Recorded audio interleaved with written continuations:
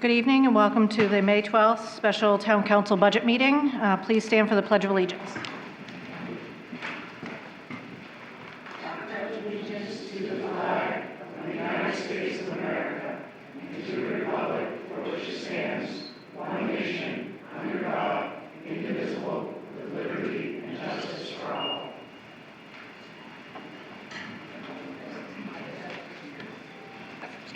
Please. Chairperson Phillips. Present. Councilor Sims. Councilor Willis. Present. Councilor Kuch. Present. Councilor Seagull. Present. Councilor Dearborn. Present. Councilor Hamblin. Oh, I'm sorry. I'm present.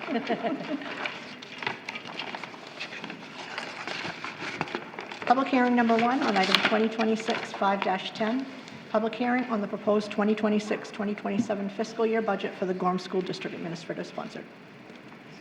All right, the public hearing is now open. We're going to do, if anybody wants to come to the podium and speak about the school budget, please state your name, where you're from, and also we're going to do about 4 minutes if anybody has any comments.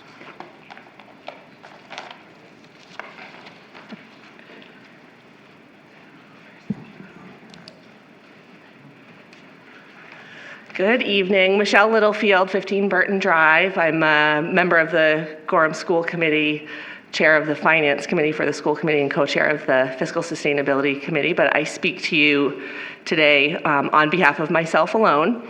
And I understand that some of you may be considering cutting the school budget at this juncture, and so I ask that you hear my plea not to do so. I've nicknamed this year's budget the Find Out budget. This budget represents the lowest operating increase requested in 5 years. It's lower than the 10-year average request. With contractual obligations running around 4% and health insurance at 7.5%, that number should tell you something. We are asking for the absolute necessities and nothing more to keep our student-to-teacher ratios where they need to be to meet state mandates. Why could it be that in a year of such fiscal restraint, operationally, we are unable to pass any reprieve onto the taxpayer? Why couldn't we hit the 4.75% target, some of you have asked? Well, we are asking for $855,000 in capital, and we need every penny. Frankly, we should be asking for much more than that. Also, years of deferred maintenance have led to bond requests, and the result is a $3.1 million debt service line that has and will only continue to grow with compounding interest. Cuts at this point of the process disproportionately impact capital. Years of prior cuts at this juncture have contributed more debt to our debt service line and have left our capital funding deficient. This is evident by the number of projects like Narragansett HVAC that we have had to bond but should have been able to cover in our SIPS budget. We are finding out what happens when a decade of councils decides to trim $5.76 million away. Anyway, even in years of operating restraint, we can't escape debt service or busted out boilers.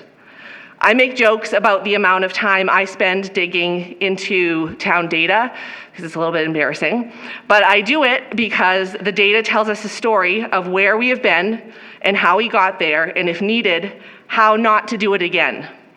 We have worked for months to finalize the exact number we believe we need to provide quality education to Gorham's children. We have done our job by cutting $2.5 million from the proposed needs-based budget to present you this final figure. We are telling you that a cut tonight is simply a deferred expense with interest. Please do not perpetuate mistakes of councils past by erroneously trimming a number that feels good. Please believe us that this is the right figure and pass this budget without additional cuts beyond the $50,000 correction. Thank you. Thank you. Anyone else?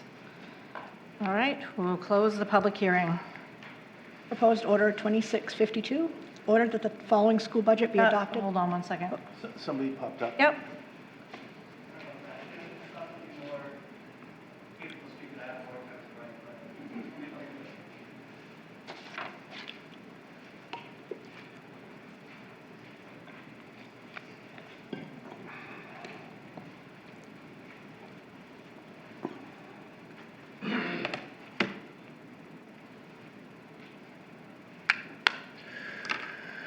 Sam Purinton, 184 South Street, Chairwoman of the council, members.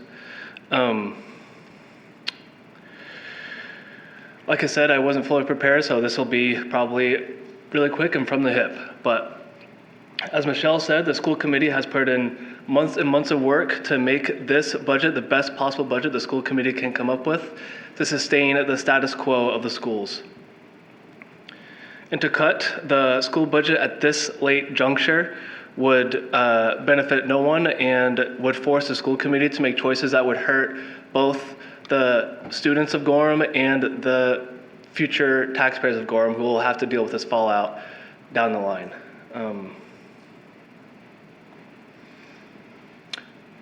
As Michelle hinted to, the school works exceedingly hard to ensure that impacts of the taxpayer are minimized.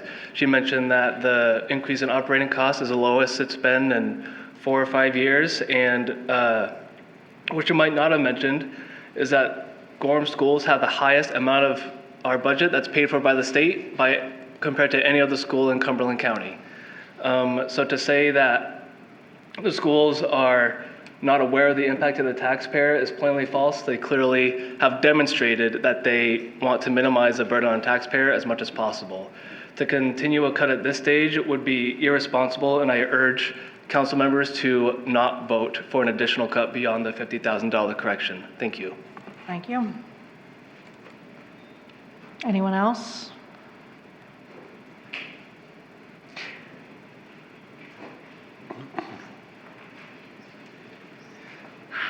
Hello, everybody. Lawanza Tompkins, 36 Mighty Street, Gorham resident. Speaking as only myself and not a member of the school council, I've worked in a lot of places that treated money as the most important part of the process. I'm an educator now. I work in a building that has leaky roofs, that has students that are dodging buckets in the middle of the hallway, that has student numbers that are up over 27, sometimes 30 in our bigger classes, in our gym classes, 35. It is difficult. It is demoralizing when you don't have enough people in the building. We need to make sure that we have the people in the building to continue the level of education that we're striving for. But not only that, if it's a workplace, you have to have a workplace that people want to come into. And if you have student numbers that are ridiculously high, you are going to end up with teacher turnover. Once you start having teacher turnover, you're going to get younger, and it doesn't mean less qualified, driven, or motivated educators, but they're going to be less trained. They are going to have to go through the gamut of learning how to educate, and that takes time, and we lose 50% of educators in the first 5 years. You don't want to start a turnover like avalanche. We need to have the bodies in the room. We need to make people feel like they belong in the buildings and they're liked and wanted and respected there. Having lower student numbers is part of that. That's just one element. The buildings being good enough repair is another element. All of it is just parts to this huge budget that everybody is uncomfortable with. You have to trust us. Like said, we looked at the numbers very, very carefully. We really poured over it. We really are not trying to hide anything in there. It is a bare bones, nothing given. It's just covering what we need.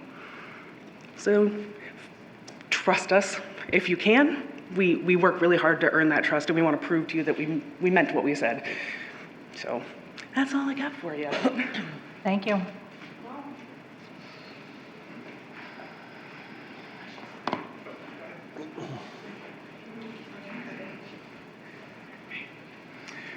Jeff Ballard, 92 Gordon Farms Road. Of course, like others, I'm a member of the school committee, but I speak for myself. I'm getting honestly a little anxious. I have been a thorn in the committee's side about SIPs. Every single meeting I've been just nagging on it. And I know that it's going to be the low-hanging fruit. And if you make cuts to this budget, projects will not be done that need to be done. Right now, inflation numbers came out today, 3.8%. So even the money in this budget that we think we're going to be able to do projects, by the time it comes time to spend this money, it's going to end up not being adequate as it is, let alone making any additional cuts. So I would certainly urge you not to make any cuts. A lot of our SIPS budgets are investments. For example, the new tractor to maintain the sidewalks at Village. If they are forced to maintain those sidewalks at Village with a truck, they are going to damage the sidewalks, and we are going to have to spend all that money all over again. And we've gotten here because we defer SIPs all the time. And now I'm just like, if we're in a position where we're going to be doing that again, we're going to have a lot of explanation to the taxpayers when we have to take a bond and spend twice as much money as the project would cost today, because some of the projects Norm's been asking for, the cost has more than doubled in the time that he's been waiting. So if we make the cuts, I am afraid that's where it's going to come from, and we're just going to end up having to spend more money when someone finally has the courage to spend the money. Thank you. Thank you.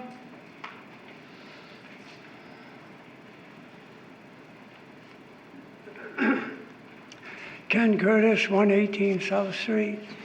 I told Dr. Perry I wouldn't say anything tonight, but silence means you agree. There's a lot of us, older people, senior citizens, who struggle. So you have to say you need to cut something. I know it's a difficult process. I was on the school committee. I know how difficult it is. But you still have to take into consideration that a lot of people are struggling, and maybe not just us seniors at that. So thank you. Thank you. Anyone else? All right, we'll close the public hearing. Proposed Order 2552, order that the following school budget items be adopted and approved for fiscal year 2026-2027. That $26,162,279 be authorized to be expended for regular instruction. That $11,150,850 be authorized to be expended for special education. That $0 be authorized to be expended for career and technical education.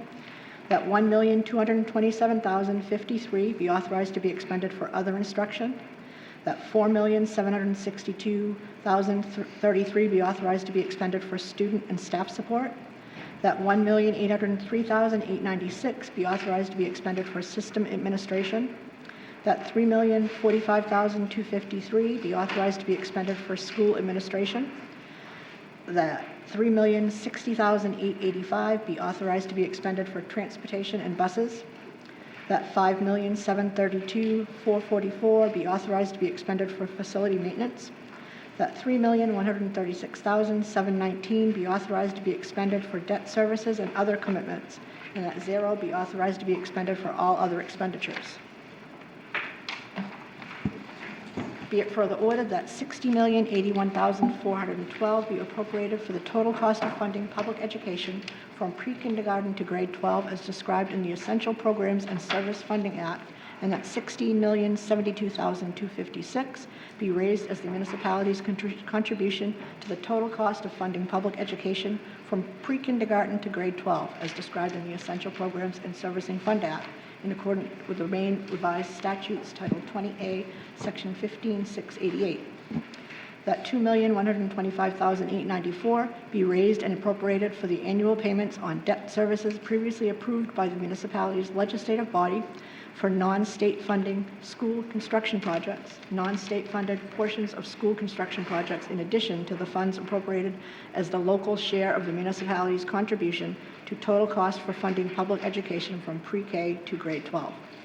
Be it further ordered that the school committee be authorized to expend $60,081,412 for the fiscal year beginning July 1st, 2026 and ending June 30th, 2027, from the municipality's contribution to the total cost of funding public education from pre-kindergarten to grade 12 as described in the Essential Programs and Service Funding Act, non-state funded school construction projects, additional local funds for school purposes under the Maine Revised Statutes, Title 20A, Section 1569-90, unexpended balances, tuition receipts, state subsidy, and other receipts for the support of schools.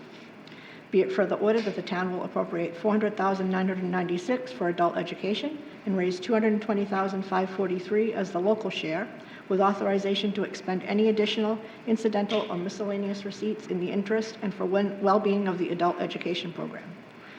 Ordered that $13,912,640 be raised and appropriated in additional local funds, which exceeds the state's essential programs and service allocation model by $13,912,640 as required to fund the budget recommended by the school committee. The school committee recommends $13,912,640 for additional local funds and gives the following reasons for exceeding the state's essential programs and services funding model by $13,912,640. The state's funding model does not support all of the costs of the schools because it includes only those costs considered essential by the state essential program and service model. Thank you for reading all those numbers. Is there a motion? So moved. Is there a second? All right. And we'll turn this over to Heather right now, so we'll go ahead, or to Nicole, whoever. I didn't want to. No, I would love to turn it over to Superintendent Perry. All right, thank you. I actually don't have any new information to present. I think you have the numbers in front of you. The opportunity here tonight certainly is to inform if you have further questions outside of what we discussed in the April 28th workshop meeting. Certainly if you have questions, I'm here to help answer them and address them as you have your discussions amongst yourself. So nothing really all that important other than, Nicole, if you did you want to add anything overall for the process and where we have next? Sure. So obviously you all vote tonight on our portion. If there are any changes, then we will, it's on our agenda tomorrow night to discuss what that looks like so that we can get that to Lori and team that needs to be added to as folks go to the ballot box in June, but for any of those folks that are doing any absentee voting, and then it will go to the voters on June 9th. Thank you. I think maybe we'll do some council discussion, but just as a reminder, there is a point where we've been asked by Superintendent Perry to make a reduction. Yes. In the increase by $50,000, okay. Yes. Yep, so we can do that later. We'll have discussion first, but. All right, who wants to go first? Chair, this is more of a PSA because this comes up. It says $0 be authorized for career and technical education. Thank you. Just so the public knows, we send the maximum amount of students that we can to CTE schools, but the funding has changed where it's state funded, correct? So it just goes directly to the CTE schools. The partner schools no longer get any funds to offset. So that's why there's a $0 there. Yes, but we do We utilize absolutely that support program that. to the fullest. Okay, just want to make sure that's said. Okay. Other comments? Councilor Willis? I'm going to ask a question just for the record. We spoke about it briefly beforehand, but I'm somebody that needs all the math to add up. So this just bothered me, and I guess I'll maybe through the superintendent to the finance director, if she's willing to answer the question for the record, that the $16,072,256 that's referenced on page 1, in my brain, the $2 million plus for the debt service plus the $13,912,000 and some change for the local funds should equal that $16 million, and it looked like maybe it was off by about $33,722. So I guess just for anybody else who's doing that math, my understanding is that math does not need to equal that. Is that correct? Correct. Would you like me to come up? That'd be great if you don't mind. Thank you. Thank you, Holmes. You're welcome. Thank you. I love when you ask questions like that because it is helpful for folks to understand. So those warrant articles are it's the legal language that we are required to vote on to authorize us to appropriate and expend certain monies from certain categories. However, it doesn't take into consideration all revenue sources because there are other revenue sources that don't have anything to do with raising taxes. So when you look through those warrant articles, they're not inclusive of the entire picture. They're really inclusive of what the local appropriations are, what we're being authorized to raise taxes for. So it doesn't give you the whole picture, which is better demonstrated in the budget summary sheet that we have in your town council budget booklet, because that will identify all of the expenditures and all of the revenue sources. The $16 million you referenced, that is a number that's provided to us by the Department of Education in our funding formula. That is the amount that we're required to raise in order to receive maximum subsidy. The language in the warrant articles just requires us to break out the numbers as you see them there. It is a little confusing, but that is unfortunately how the language reads. It's not a fully inclusive picture. Right. So if you're looking for the balance, it doesn't exist. So that's why you didn't find it. And I think it's important also, I would love to just take a moment to look at that document and make sure that everybody sort of understands what the numbers are, just really quickly. So when you look at the warrant that you have in front of you, I think most of you do, when you get down to the part where Lori read it so beautifully, by the way, Lori, I don't know how you do that. But when you go to the ordered pieces where it lists the expenditures in the 11 required categories from the state, so you'll see the 26 million for regular instruction, 11 million for special education.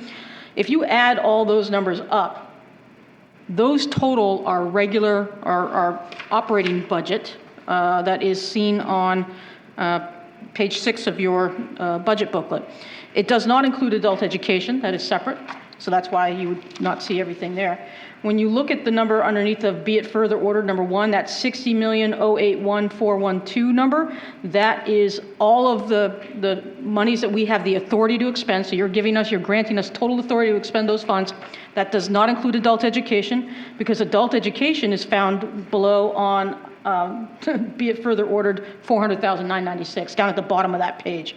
So if you add those two together, that gives you the total amount that you're authorizing us as a school system to expend on public education. The number that you just asked about is the number from the ED 279, which is the amount that we have to put forward locally. And then if you look at the $2 million figure that is underneath the number 2,125,000, that is for debt service. And then you've got the other number that sort of ties it all together, at least as well as it can be for the state requirements, is the $13,912,640. That is the additional local that's required to balance everything out. Those are the numbers we're required to put on the template. Again, if you go to your budget booklet, as Hollis said, the easiest way to see everything balanced is by looking at page 6 on your budget booklet, which is the total expenditures that we're requesting. And then compare that to page 7 on your budget booklet, which is the total revenues, which includes all of those numbers that we just had. So that's why we work from that sheet, because it's all inclusive. I think so. Do you have any other questions? I'll ask another question if nobody else wants to speak up. Essential services, and Hollis, this isn't so much for you, so you're welcome to sit back down, I think, if you'd like to. If I get stuck, I'll, yeah. But thank you. I guess this is more just around how the numbers have changed and call it the last 20 years. But, we've looked at student population over the last 20 years and seen there's been some fluctuation, but it's relatively flat. Yep. Have the expectations from the state in terms of teacher ratios to student, has that changed much? Not significantly. And just so you know, EPS funding has been in place since 2005 was the first year that EPS came into being in the state of Maine. So if you're making historical projections or comparisons between those things, you want to look no further than 2005, because there was an entirely different formula before that. But there haven't been any significant changes. There was an adjustment. They did adjust and lowered. At one point, they lowered the high school ratios to where they are now. And at one point, they also increased the elementary ratios to where they are now. And that was probably 10 to 15 years ago, though, that those things occurred. Probably don't have this answer tonight, and that's okay. I didn't ask it ahead of time, but as we were going through things, as we went into it, how have our staffing numbers changed over that time? I did a comparison, it's in your budget booklet, actually. There's a lot of graphs in our budget book. I know, you know. Which is great, It's so but- much information, it's really hard to find. But let me get it for you so that I can reference the page number, because I want to make sure that you get that. Around 33. Yes, thank you. It would have taken me a few times to get there, Janet. A few years, perhaps, I don't know. So yes, it's on page 32 on my copy. And there's a historical analysis that goes back to 2016 that shows that total staffing between 2016 and 2025, which is the most recent full fiscal year, we've increased by 36.7 full-time staff. Most of that is there were 7 regular classroom teachers added to grades pre-K to 5. 5 were added to guidance. 5 were added to speech, which is special education. 11 were added to special ed, generally. 1 was learning lab. 1 was high school. 2 were the middle school, and 0.4 allied arts. So what I hope you see out of that is that the majority of the additions are in the SEL mental health services range, which matches the increased needs that we've seen over that period of time. Okay, to ask another follow-up. And in terms of future trends, any projections on where that goes from here?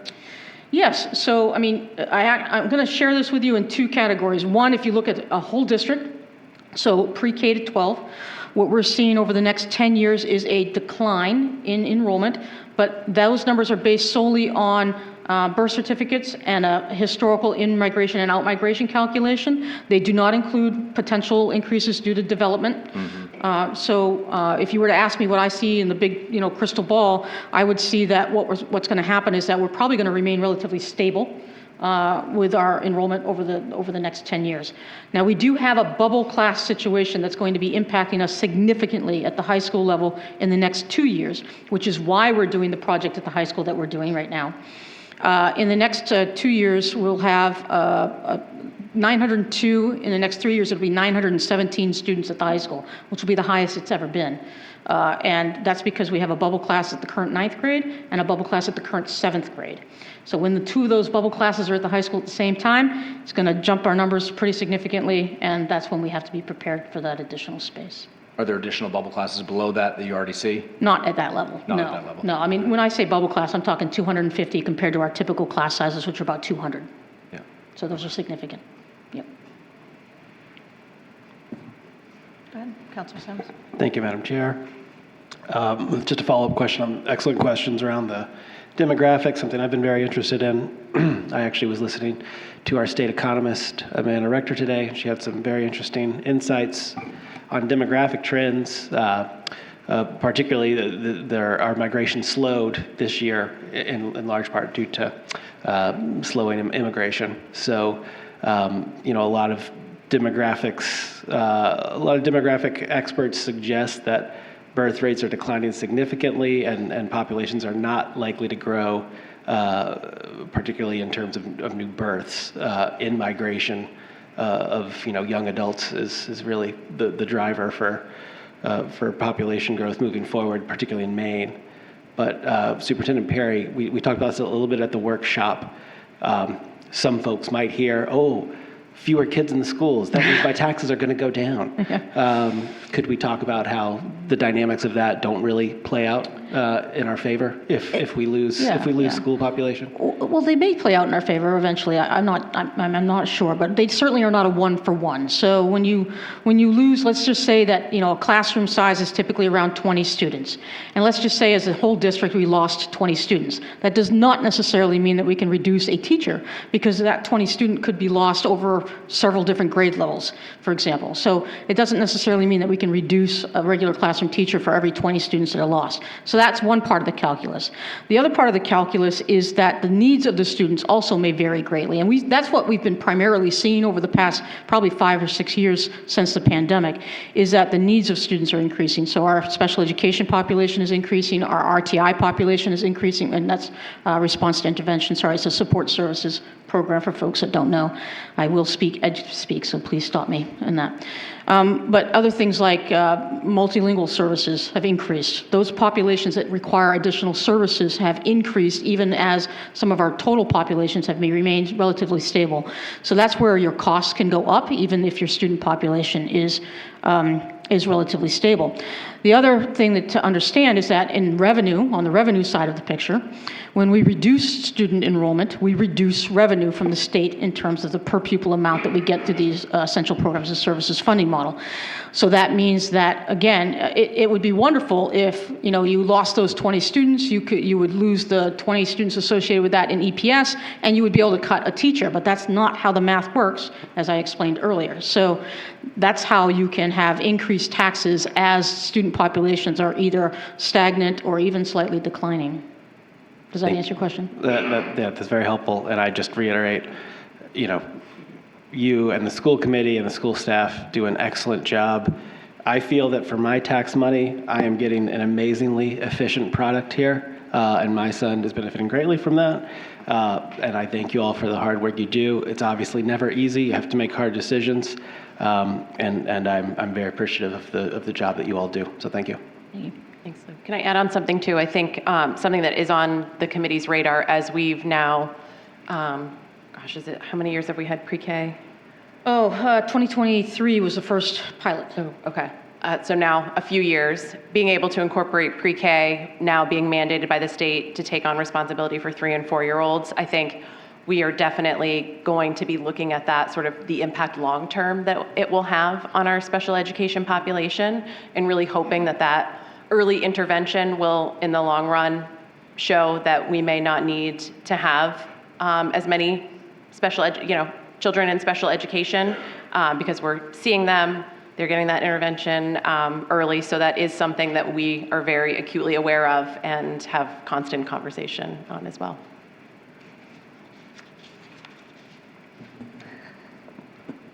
Anyone else?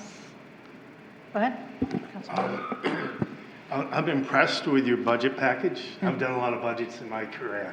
You guys put a lot of work into it, and I know how emotional and attached you are to the numbers. So I'll ask a few questions. I'm not trying to make you defensive or criticize. I wouldn't be defensive. Good questions. Any question. Yep. And this is my first time through the school budget and this whole process, so I got a lot to learn. I'll be better next year, I promise. No worries. So as I read through the booklet again today, it suggests a 5% increase in expenses year over year, essentially. What are you referencing? Yeah, I know, there's so many numbers, it's pretty hard. I think it was kind of right in the front in the letter there. The overall proposed expenditure budget is 5.11% up from the previous year. Is that what you're referencing? Yeah, yes. 5%. I round off. I don't like to go into the decimals. We try not to round. We do all that. Yeah. So, and just to summarize it, I know you're taking in less revenue from the state related to portables. Yes, we lost $250,000 in our lease. Right. Yep. And you put salaries 3 to 4%, depending on where they're from, whatever. And then health insurance went up quite a bit. Dental insurance went up quite a bit. Mm-hmm. So you add those together, and that kind of makes the 5% sound reasonable. Am I missing anything major in that number? I mean, it's hard to like do a direct one-for-one because this happens. I mean, the budget is a little more complex, which is what causes great confusion trying to explain it. But yes, generally speaking, I would say that when you consider the fact that 78% of our budget is people, we had a 7.5% increase on insurance base that cuts across every employee that we have. And we see about 3 to 4.25% increases on our salaries for negotiated contracts. Then I would say yes. I don't think that 5% is out of the range of reasonableness for the total budget because of those factors. Right. I tend to round things off. Yep. So I don't get into as much detail as you do. Yep. So if I go to page 23 of your budget package, Mm-hmm. and it just shows the budgets from, and I got to take my glasses off for this one. In 2017, it was roughly $36 million. And today in 27, we're proposing $60 million, Yes. sorry. So that's 11 years, roughly a 70% increase in total expenditure. Yes. Doing that in my head, I don't have a calculator with me. Roughly? I would have to do that calculation. I don't do mental math. That's one of my You're smart. challenge areas. You're Yes, smart. You make less errors if you don't. but I could do the calculation really quick if you want. Then if you go to page 24, Yep. and you look at the students, and you go from the same kind of period from 2017 through current, and it's only 25, it's not 27, but roughly, it looks like it's up about 119 students or 124, one of the other numbers over that period of time, which is roughly a 5% increase. And you previously mentioned there's 36 additional teachers for various reasons. So I'm just, in my mind, trying to understand the difference from 36 to 60. That's $24 million. Well, I would think inflation plays a pretty large role there. Yep. And if you add in the 36 teachers, then in my head, once again, I did the numbers, roughly $4 million additional kind of base if you got to restate 2017 to 2027. So everything else is in there, probably just, I mean, everybody gets salary increases. Yes. Costs keep going up, so it's just kind of, the rate of growth of expenses is much faster than the rate of growth of students. Our total expenditure percentage increase over 10 years averages to about a little over 5%. Okay. On the total expenditures over the past 10 years. That's our average increase on total expenditures. Okay, it just surprises me, the expenditures have gone up so much faster than the student body, but, you know, I could be wrong. I'll have to say I'm impressed with how, if you look at us per student, we're about $20,000, which is one of the lowest in Cumberland County, which is very impressive. You guys Yes. should be really proud of you there. But I'm still trying to make the jump between how it's gone up so much, but it has everywhere else too, I guess. The cost of education is just getting more expensive. Cost of eggs, cost of bread, cost of everything. Everything, Yeah. inflation's not getting better. I think I just paid, I don't know, it was like $20 for a steak the other day. That was a little Yeah. painful. Yep. Unbelievable. So I guess my question really, a budget is kind of a point in time. Yes, it is. But is it sustainable going forward? I mean, we're seeing inflation and everything, gas prices. That's a big question. Everything is going crazy. Valid question. And if students stay flat, how do we try to save some money on the school budget? Beyond what you're doing, I know you're doing the good stuff. I'm not complaining, but I think going forward, if inflation peaks up or stays higher, as some people suggest, and the gas prices, insurance prices, everything else going up, I don't know if we can continue building on this school budget. We're going to have to do something a little different. Yeah, and we have adjusted. I mean, for example, way back, gosh, it was probably in the early 2000s, 2005 or so, we saw the impact of gas and fuel prices on our district's budget, right? And so we shifted to propane buses, for example. We have shared services that we have with the town. We have shared services that we have the Greater Sebago Education Alliance. We try to do as much as we can to adjust in the given times to keep our costs as low as possible. And I think when you look at the historical information, you compare us to our neighbors, which is who we compete with for everything, right? We have traditionally either been number one or number two in the lowest per pupil costs in Cumberland County. So I think that what we can demonstrate is a track record of looking closely at our budgets, cutting where we can, trying to be responsive to adjustments and shifting structural things that we can to adjust the cost and reduce the cost. Another example, solar. We've reduced our energy costs by probably, it's not a huge number, but it's $50,000 now in a $60 million budget. That's not a lot, but it adds up over time. We also are able to increase our revenue on the solar because we have the RECs that we sell back to the market, and that's about another $10,000. So we try to be as creative as we can in ways, but at the end of the day, our costs, the majority of them are people. 78% are people. And so, and when we look at people, we are trying to shoot for that middle of the pack. We always try to get in that middle area with the 15 Cumberland County school systems. We don't want to be at the top, and we don't want to be at the bottom. So we're kind of going for that middle ground. And that's always every year in every position. That's what we negotiate based upon. And so that's what we're targeting. Now, if we wanted to reserve monies, we certainly could target the bottom of that pile. But there would be repercussions that would be associated with that. Right. Yep. And I think that was my last point, and I'll be quiet. I think with 80% of your costs related to people, Yes. if you're ever going to get this smaller, it's going to be in people, right? There's really not much else money to spend. Yes. Trying to find a way to do it with less people is really the only way. Going forward, we're going to get this smaller or less, or we're going to see less increases, because otherwise, Yes. I'm afraid we're going to continue seeing increases at a pretty high level going forward. We do what we can to control them, but yes, I think what you're saying is absolutely the reality, that staff is the vast majority of our costs, yes. I'll say, there are, as a school department, as a school district, there are requirements that the state require us, and unfortunately, they tell us what to do, but yet don't give us the money to do said things, which then obviously puts, things on the taxpayer as well. And, Superintendent Perry and Hollis and all of the folks in our business office do an amazing job at what Heather just said, and trying to make sure that we're doing everything that we possibly can to and even, as folks mentioned, having the needs-based budget. But also what I always like to remind folks is that our revenue streams are much, much, much more limited than on the town side. And so it's really hard for us. And I know it's easy to look at this and, really be upset by it, and I get it, but it's not that we don't work hard to try to make sure that, again, needs-based budget, we try to literally maximize every bit of revenue that we possibly can that's within our power.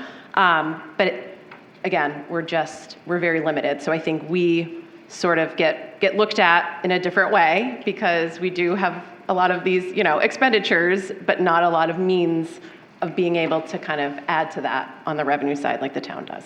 No, I think you do have return on investment by educating our children. Yes. So I think that's huge, and I certainly support that. I do have one more comment. I think the state subsidizes about 62%. Yes, of our cost. we're the highest in Cumberland County, yeah. Right. So that makes me nervous. Yeah, in terms of what happens at the state level, it should, because whatever impacts there have ripple effects that are far greater here locally, because we have such a large amount of subsidy that we work with, yes. Right. So that makes me just concerned into the future if maybe that number needs to come down some. Well, I'm not going to turn away money from the state, but yeah. Oh, you can. But, someday the state may not have enough money or the will to continue paying at that level. Yes, and part of my job is to monitor that and to be able to anticipate that as much as possible, yeah. Yeah, got it. Thank you. Thank you. Other comments? Go ahead. Please.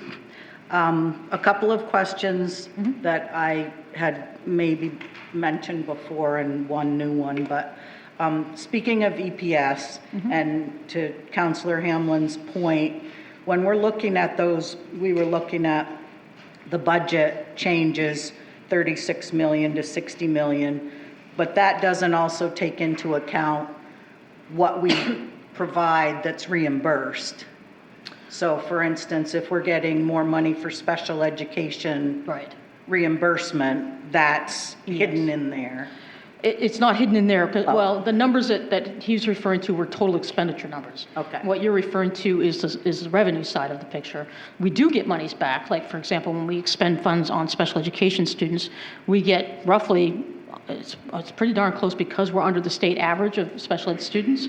We're at 16%, the state is at 25%. We basically get about 100% of our special ed from EPS, not the actual cost, the EPS allocation. We get about 100% of what we can get. So I think earlier somebody talked about the fact that we get so much from the state and the work that we do to maximize those dollars. We put a lot of effort into ensuring that we get the most revenue back from the state subsidy as we can.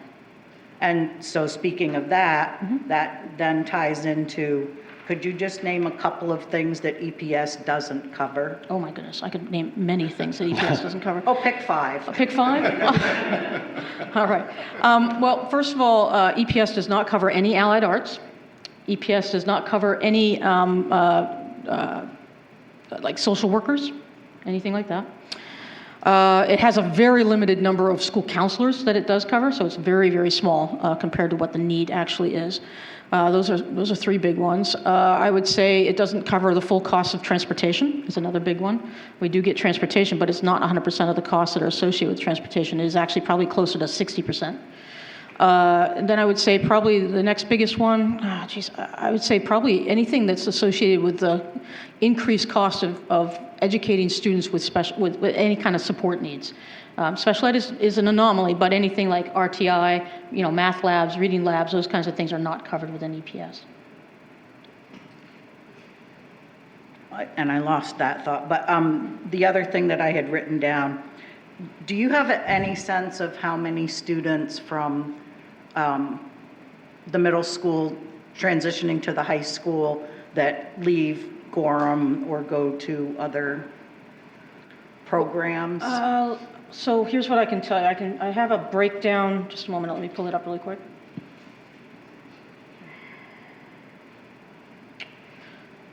So what I can share with you is a little historical information around what we do track very well is superintendent's agreements in and out. Mm-hmm. We track homeschooled students, and we track private school students. Okay? So let's start with the private school students, and I'll give you a historical reference. So in 2022-23, we had 36 students attending private schools in Gorham. In this current year, we only have 15. For homeschool students, in 2022-23, we had 88 students in homeschool. We do now have 111, so that number is growing. When we look at superintendent's transfers out, in 2022, we had 29. In the current year, we had 23 students going out of district on a superintendent's agreement. And then those coming in, in 2022, we had 30 students, and now we have 41 students. So we have more than 20 students more that come into Gorham instead of transferring out. Thank you. And just one comment, because it came back to me, but the point about we've had other workshops about the cost of training new people to come into district. And I would just like to point out that we are 14th out of 15 in per pupil expenditures, and the 15th number district actually has a bargaining unit working without a contract. So I would just like to point out that we're keeping our people and it matters. Yes, thank you. We have about an 89% retention rate for our staff, which is high. Thank you. Thank you. Any other comments, questions? Councilor Willis? Yeah, I'll go back to the question I had before, but I guess before I do that, I do want to just take a beat and thank the school committee for their work. I don't know that happens in a big public forum like this, but a lot of us watch all of your meetings. I see the passion that you guys speak with when you get up there. You're great advocates for the students and for the schools, and regardless of what we decide tonight, I want you to know that your work is appreciated. So it means a lot, and you guys do great work. I want to go back to Chairperson Fisher, one of the comments that you made, and I'm just sort of digging at that a little bit with 78% of the budget is people, and we're hoping that some of the early RAMS work is going to help reduce some of the needs, special needs that are coming up through. How much is reducing people looked at when you guys look at the budget? So when we talk about adding some of these positions, this is my concern is, we add and we add and we add, and, we're compounding that problem when we just talk about agreements that we have in place in terms of funding those positions and the impact over the long term. And to Councillor Hamlin's point, that's part of when we look at the overall budget increase. There's a lot of factors, but one of them is we have more people, and they're getting those raises that are built in and so forth. So if we are successful in eliminating the need for some of those extra positions, I'm saying that very softly, but additional positions. Thank you. Do we then look in the future at potentially reducing some of those positions to? Yeah, if I could. So number one, I want you to know that we're already seeing data that demonstrates that there is seemingly a decrease in the number of students that are qualifying or actually that are staying in special education as they transition from pre-K to kindergarten. We're seeing right now numbers as high as 25% reduction rate. So that's really good. Now, it's only been 3 years, so we can't say we're going to be, cutting positions down the road, but that's the hope, right? We all hope that. I guess I want to remind people that when we build a budget here in Gorham, unlike maybe some other systems in our area, we build every year from zero. So what that means is that we're projecting, when you look at the special education staffing numbers, for example, that's based on caseloads that we're anticipating for the coming year. That's not made up. We're not saying, okay, we have the existing staff now, we're just going to bring them forward, and then we're going to, add these positions on. We're not doing that. Now, I show you the status quo number so you can see the reference point, but that's not how we construct the budget. We construct the budget from an absolute zero on everything. So that every staffing, what we do for staffing for at the elementary levels, for example, we have our class size guidelines. We look at the enrollment projections for the coming year. We say, okay, based on these enrollment projections, this number of students in these grades, and in order to stay within our class size guidelines, we need this many staff members. And that's how we calculate it, from zero every single year. So I guess what I want to say is that, yes, we hope that down the road we're going to be doing that, and we do that every single year. And I will say, too, I mean, there were definitely, as we've talked about, we have these 2 large classes, and Superintendent Perry brought more positions to the budget that we did not go through with. We worked around it as much as we could to get to a place that we thought we could continue to provide what was necessary, but it was definitely not what was even asked. So that was something that we did look into, and as a parent of one of those, classes, in full transparency, I mean, we, again, take this very seriously, and we have to look at the bottom line as well, and we decided to move forward with not every single recommendation that was needed for staffing. So we do look at that very closely.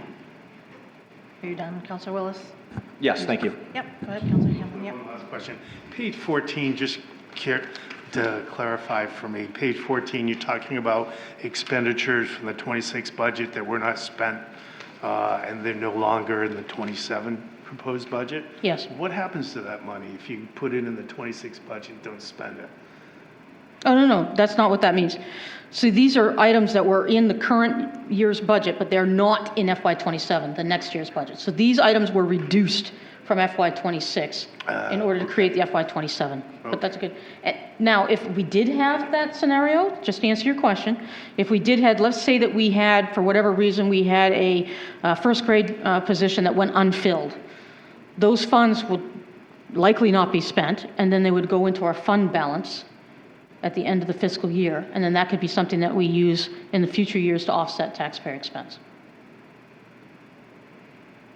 Thank you. You're welcome. Councilor Sims? Thank you, Madam Chair. And I apologize at the risk of restating things I've said before, but I really think some of these points are important to try to communicate to the public. Councilor Hamblin asked some great questions about the seeming confusion, or the questions around, well, the school population hasn't changed nearly as much as the actual, the total dollar amount of the budget, right? So the total dollar amount of the budget has gone up far more than the school population has, right? So I think one of the things that we need to recognize as a council is that means, the conclusion to draw from that is that the number of students in the school population is not the primary driver of the budget costs. So then we have to ask ourselves, what is the primary driver of the budget costs? And what of those things do we have control over? Now, there's a whole lot of conversations that we need to continue having on that. The more we collaborate with the school committee, the more effective we'll be in figuring out those conversations. That's some of the great work we're continuing to do. Joint Finance Committee, we're collaborating the Facilities Committee and the Capital Improvements Committee as well. But from what I've seen, you compare the 2017 budget number of 36 million to the proposed number now of 60 million. As Superintendent Perry mentioned, the cost of living is really driving this. Inflation keeps going up. Again, the primary cost of the budget on both the school and the town sides is people. So the more expensive housing is, the more we're going to pay for the school budget.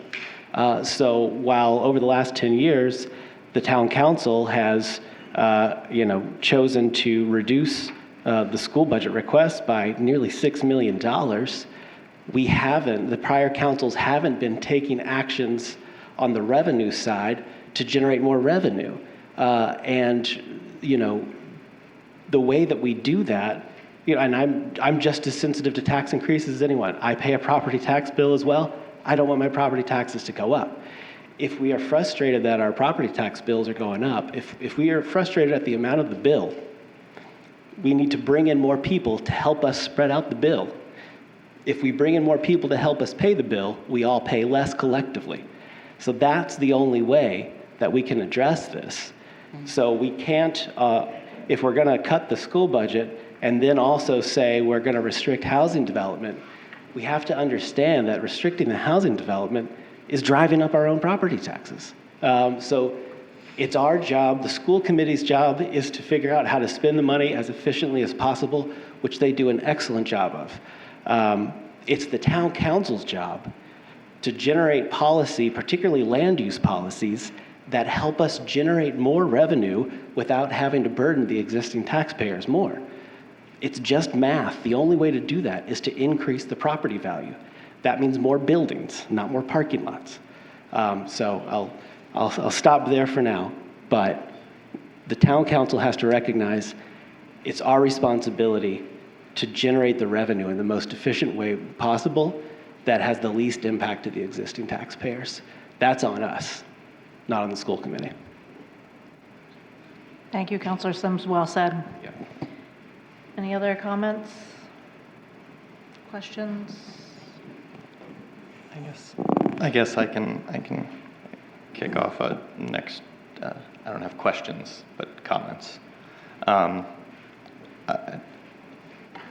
There is no doubt in my mind that the things the school committee is asking for are what the school needs, not just wants or desires, but needs to have a good education on a daily basis. There isn't a doubt there. And simultaneously, I am seeing across both budgets, school and town, this 1 year in particular is very difficult with temporary costs, like one-off costs. I'm sure we'll get to the trash totes, but that's a phenomenal expense, but it's a one-time expense. And we're talking about these bubble classes, but eventually they will be through the school, and the additional needs that we have for those classes, we won't have anymore. And I think my first immediate thought is I also want to see reassurance that when these positions are being added, that there is a sunset in place from the beginning. I think when people see the budget, right, they see that as next year's base. And so it will be helpful for me, and I think helpful for others, to know that this is not next year's base, or maybe a couple years down the road. Can you speak to that? 0 is the base every year. That's the base that we use to build the budget. 0. Okay. So I'm not automatically bringing forward anybody. Yeah.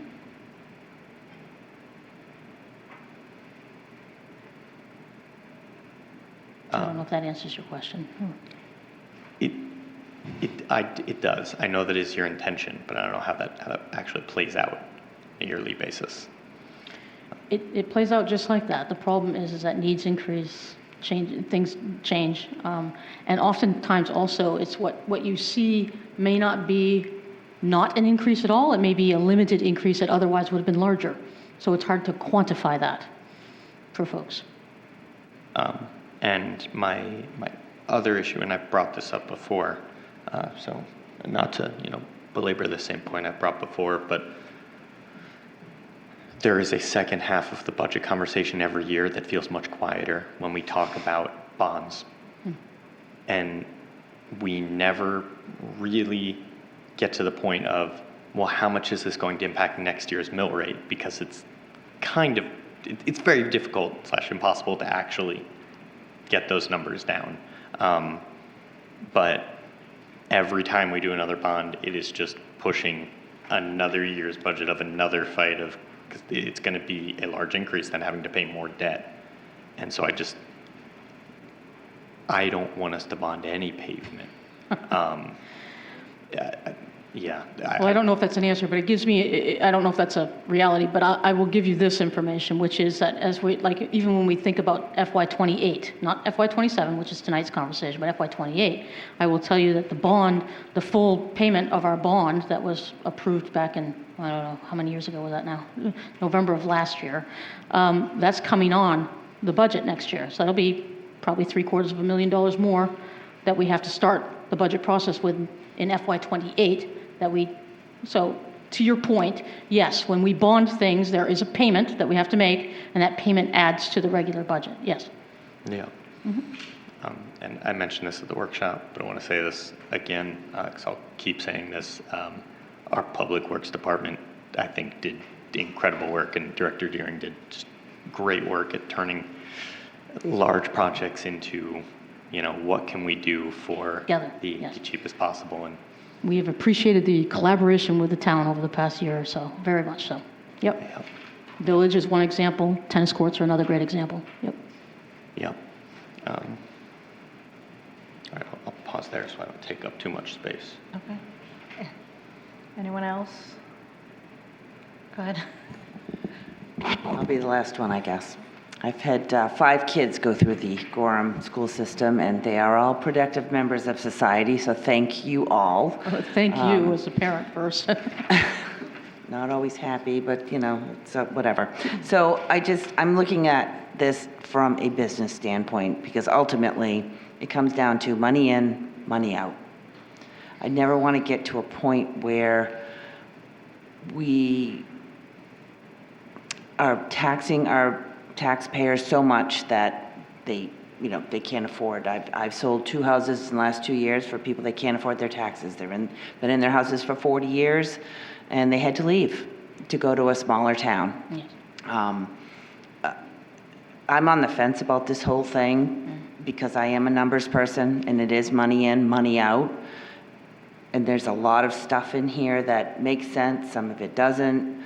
I just don't ever want to get to a point where we can't do the things we need to do to sustain our school system, our budgets, our everything else that goes with this. So I don't know. I just need to maybe think on this a little bit more. Yeah, if I could, Kelly, I think I want you to know, and I want the public to know, that the schools committee and the school system understands exactly that struggle that you're thinking about. I don't want to dismiss that at all. It's a very real thing. All right, so I think it's important. It gets back, I think, to Lou's earlier comments around thinking about, as a whole community, what can we do to improve the situation. The schools have requirements for things that we have to expend money on. We do get subsidy from the state, and we maximize that, and we try to be as frugal as we can with the dollars that we spend. But at the end of the day, we have very limited revenue streams, and that's where we lean heavily on our partners at the municipal side to see what we can do as a whole picture, because that's where the larger set of tools is in the toolbox to address the question that you have. And I guess, number one, I just want to make sure that you're clear. That comment is not dismissed by the school committee. We think about it every time we talk about budget. And if there are things that don't make sense, we want to be as transparent as possible, too. So if there are questions, just like we're doing tonight, we are always welcome to those questions so that we can get you the answers that you need. All right, so I guess I'll take my turn. So having been on both sides of the, out there, up here, this year I think is actually probably one of the worst. Having to make a decision. We did really well last year, and I say we, meaning town and school. We did a really good job last year. I was looking forward to that continuing. And I also want to echo Councilor Willis's comments to thank the school committee. You guys do a great job. And I know how hard it is to make those decisions. There are unfunded mandates that the state has that, we don't have that problem. So I think that there's other things, to Counselor Sims' point, that we need to be looking at as a town. But I think that this year, for me, everything, both budgets are too much for me. So I'm not saying, if other people, want to make comments, I'm just stating the fact that I think that they're both came in higher than I expected, and I know we have an issue with trash, but we'll deal with that later. But I just think that that's a lot to ask of the taxpayers. So this was a really, really tough decision to take out the feelings, the emotions of it, and just look at the numbers and try to make decisions that way. So that's kind of how I went about this. But I don't have any changes or anything I want to make, so just hear from the rest of the council and see if there are anything that anybody wants to do. Just, excuse me, a matter of procedure. And I agree. At some point, we spend more money than our people can afford to pay. And that shows us not real good government if we're doing that stuff, because we're supposed to be government of the people. Do we, say you think the two combined is too high?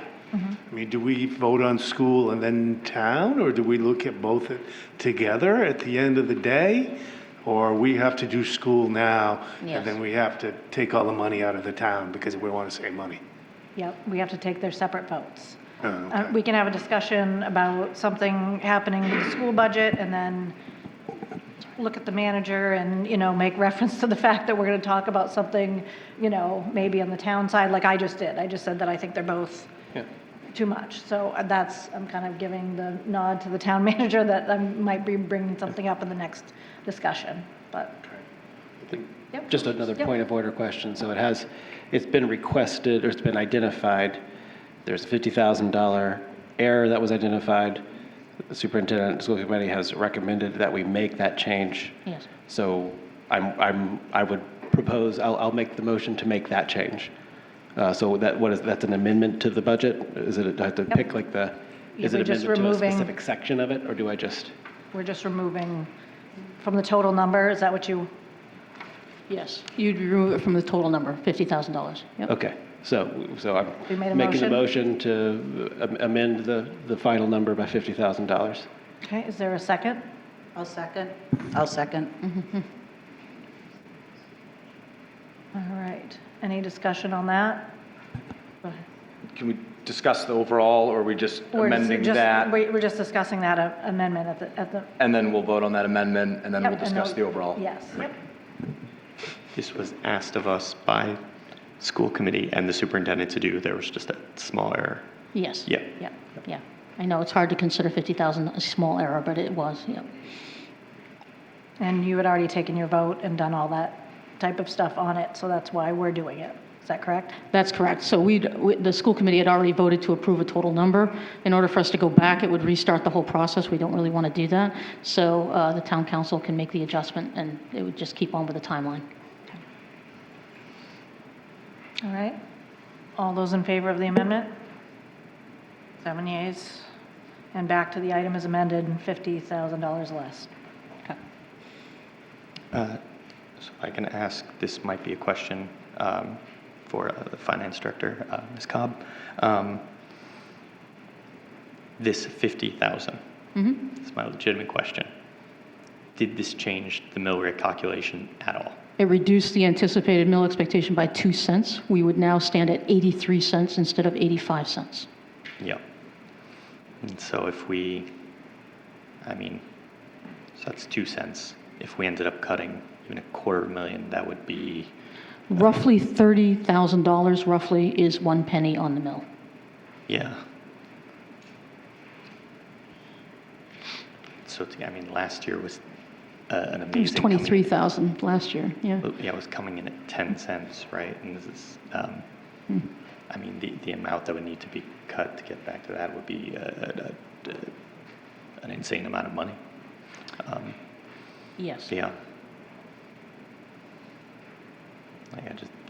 This is one thing that just one thing I'm just thinking about is how little these changes will actually make in the long term. But Councilor Hamlin, So go ahead. I just feel the sense in the air that maybe the council thinks we should cut a little bit more or not. That's what, I mean, everybody, yeah, everybody can speak. Yep. My response to that would just be, again, and I apologize, I know I've said this a lot of times, but it needs to get through. It's clearly not gotten through yet. So we've been cutting millions of dollars for the last decade, and the taxes are still going up. The school population is going slightly down, and the taxes are still going up. We, as a council, need to recognize that our job is to do more than just say, this is too much. We have to find ways to generate more revenue that don't just involve raising the tax on the existing tax base. The only mathematical way to do that is to add more buildings, particularly in and around our village center.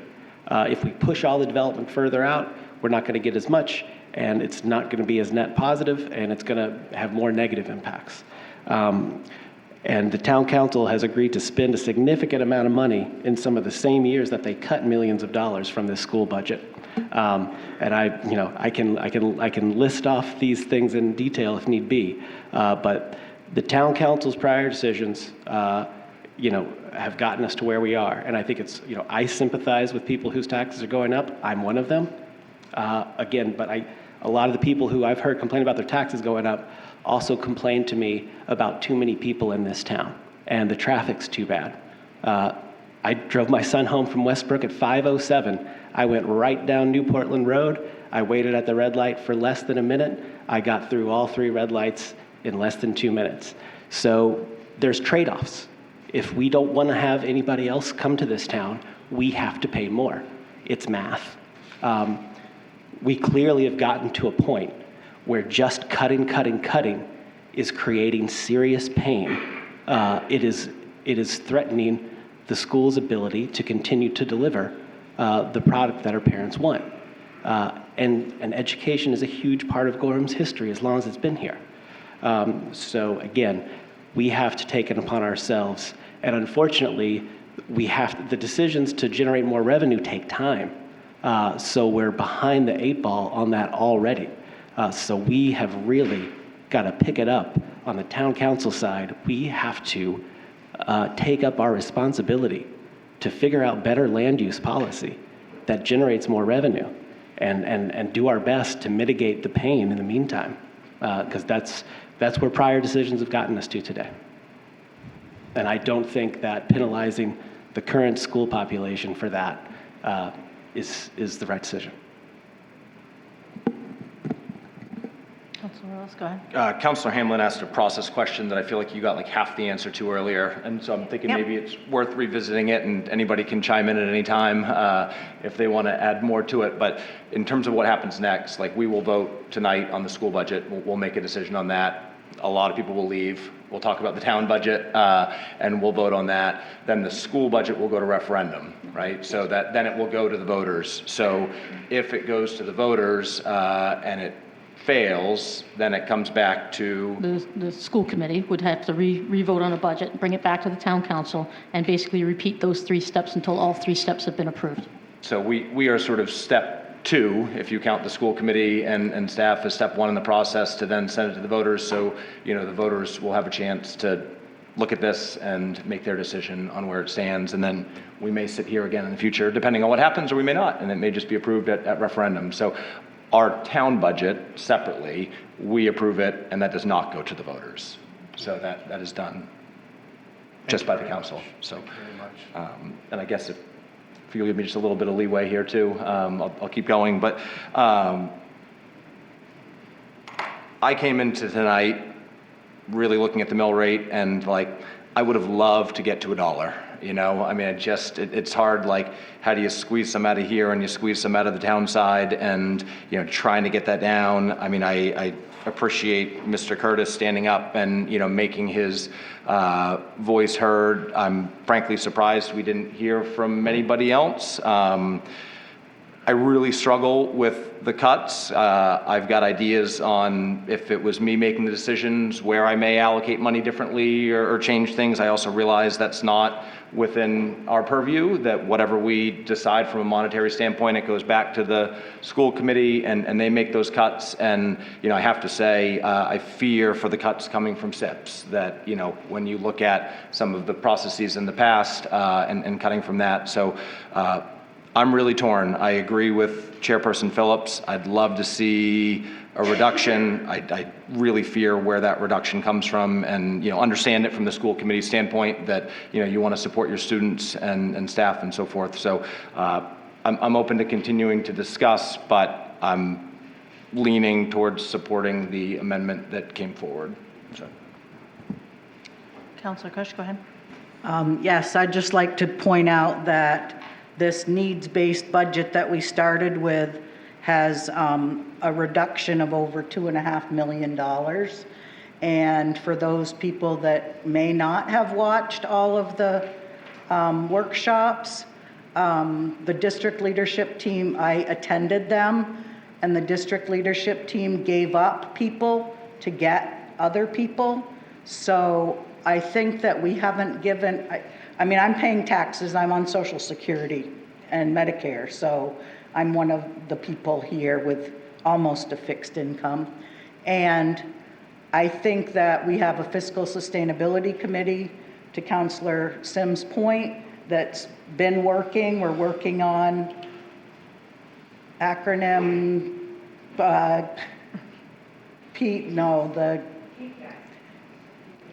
KPIs, thank you. Key performance indicators. Key performance indicators, yep. I teach kids how to read and do math. Sorry.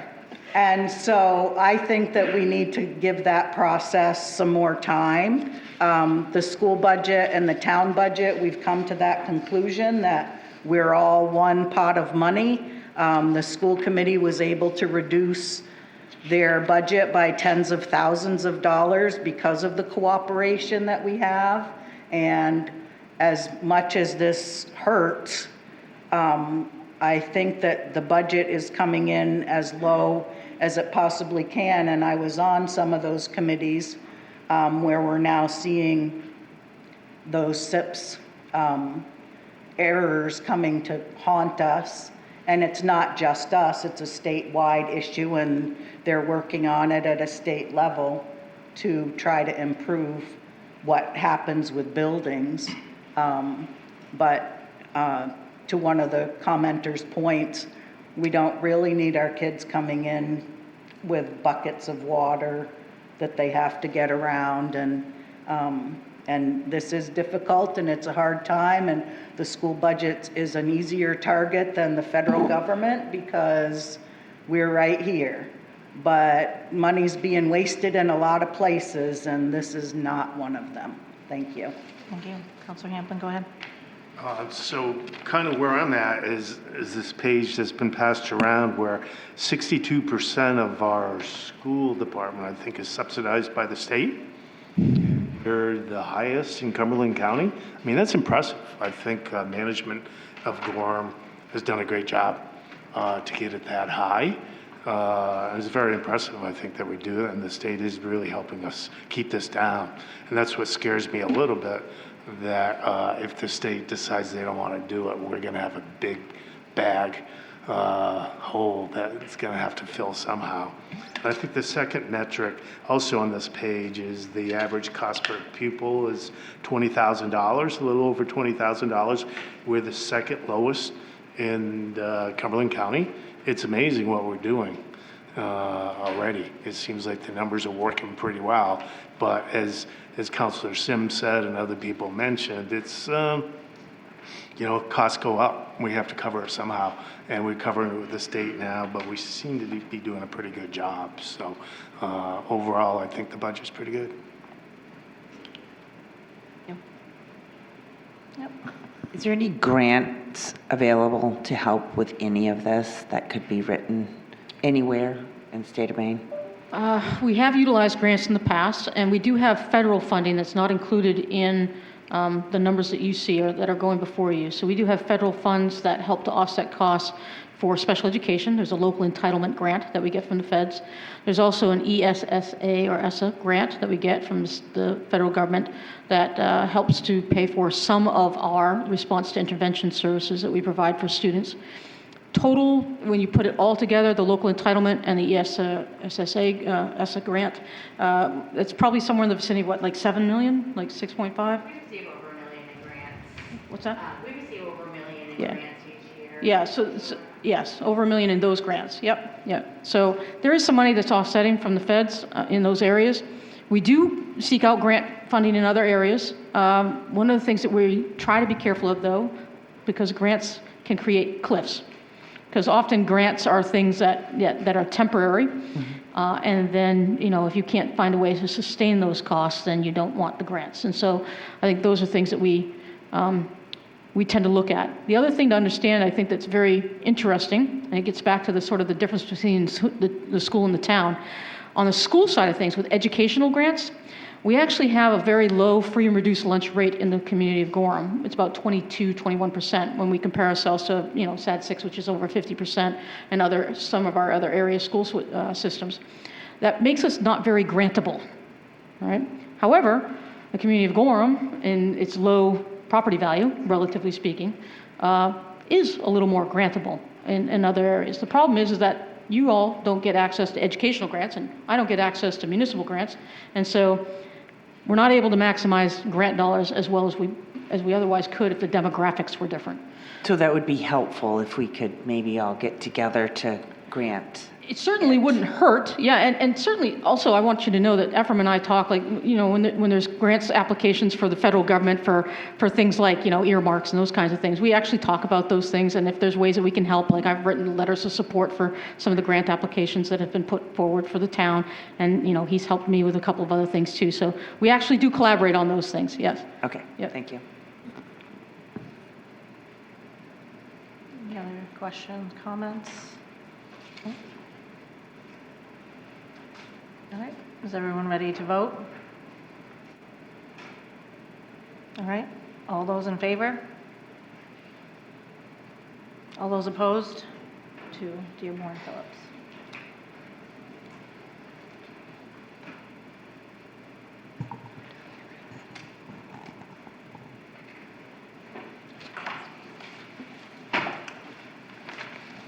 Thank you, Heather and Nicole. Thank you. Just a point of order. I encourage folks to stay here for the rest of the conversation. Public hearing number 2 on item 2026 5-11. Public hearing on the proposed 2026-2027 fiscal budget for the town of Gorham, administrator sponsored. Public hearing number 2 is now open. If anyone would like to speak about the town budget, please come to the podium. Let us know who you are, where you're from, and we'll do about 4 minutes or so. Good evening, everyone. My name is Marla Stelk. I live at 61 Johnson Road. I was sitting in your seats a little over 10 years ago. I think Councilwoman Phillips, I should say, is the only remaining person from that group that I worked with. So I understand the challenges that you're presented with today. This was probably my least favorite council meeting of the year because it is a really hard one. You're in a kind of in between a hard place, a rock and a hard place many times. So I understand that. I'm here to talk about the elimination of the budget for GPCOG.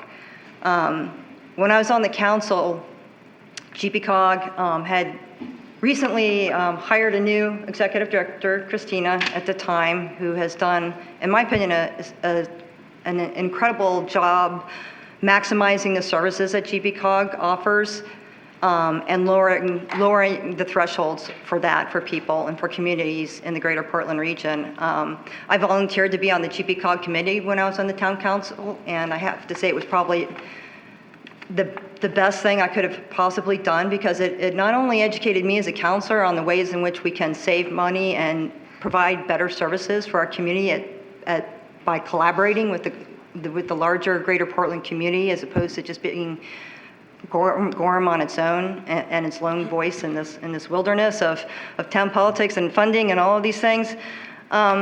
And I found there was a lot of value in our participation in GPCOG, not just for my personal benefit, but for the town staff as well.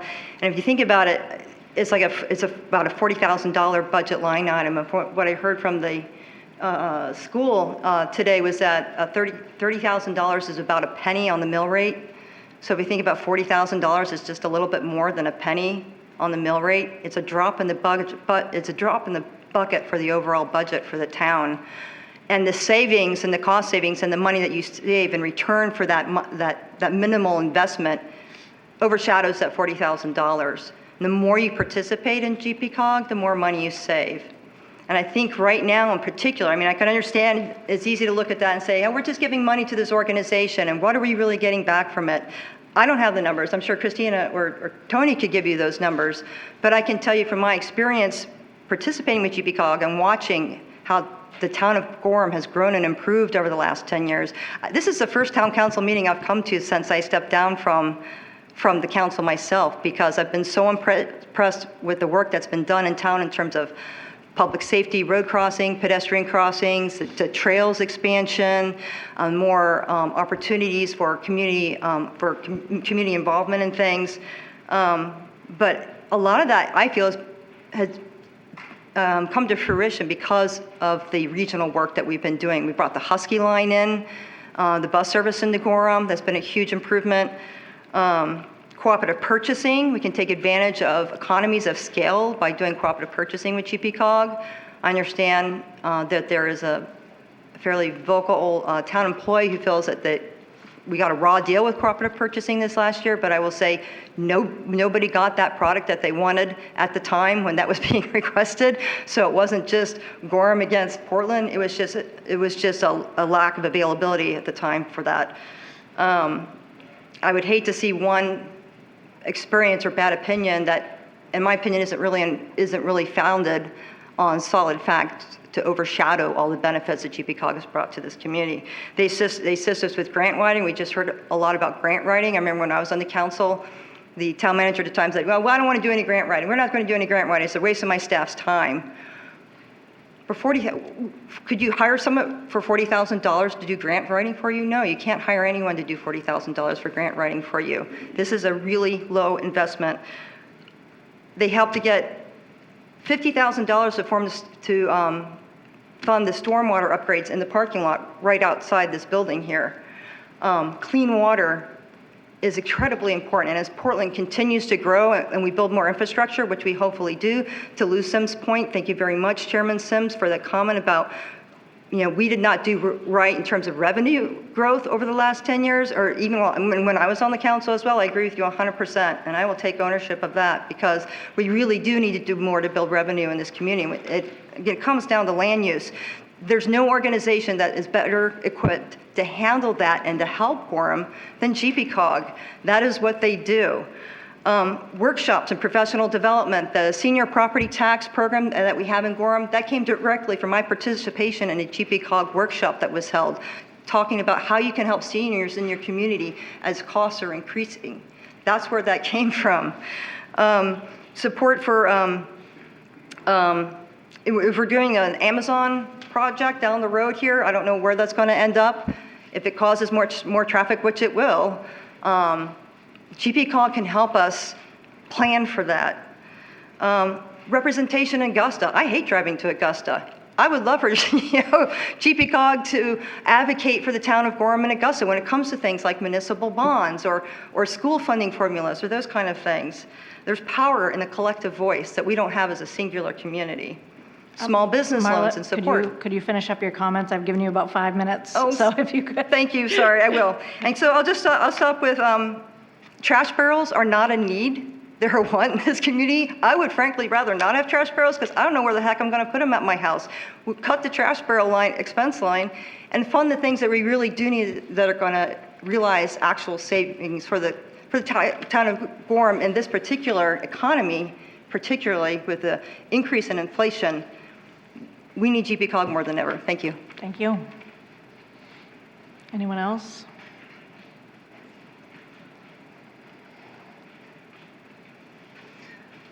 Hello, Michelle Littlefield, 15 Burton Drive. I wasn't planning to speak at this part, but after the last conversation, I can't help myself. I'm here actually this time as a business owner of Third Space Market downtown, and I just wanted to put in a plug. I know we've been talking a lot about focus on bringing in revenue, bringing in business. My business exists because I've been paying attention to what you all are doing, but for the last 3 years.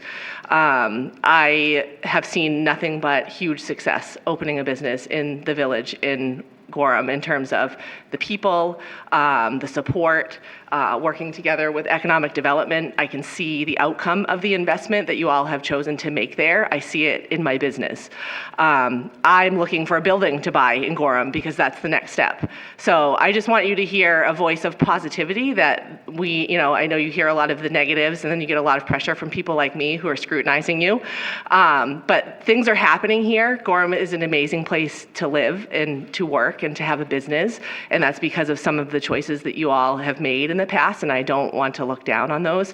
I just want to put in a quick plug because I know it's probably going to be an easy one to scrutinize and to cut, but for that communications coordinator position, because I spend so much of my time trying to explain things to people every day. People come into my store, they want to talk, they want to know the ins and outs, they have a lot of supportive, positive things to say about the town, but they don't understand it. And so I'm sure a lot of our town managers' time and the staff's time is spent explaining things. I'm sure that's the case for you all as well. So I just want you to hear a voice of support for the services that we need to keep this place a great place to live, and a plug for the communications position. Thank you.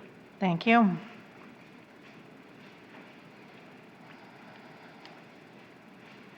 Good evening. I'm Christina Egan. I'm the Executive Director of the Greater Portland Council of Governments.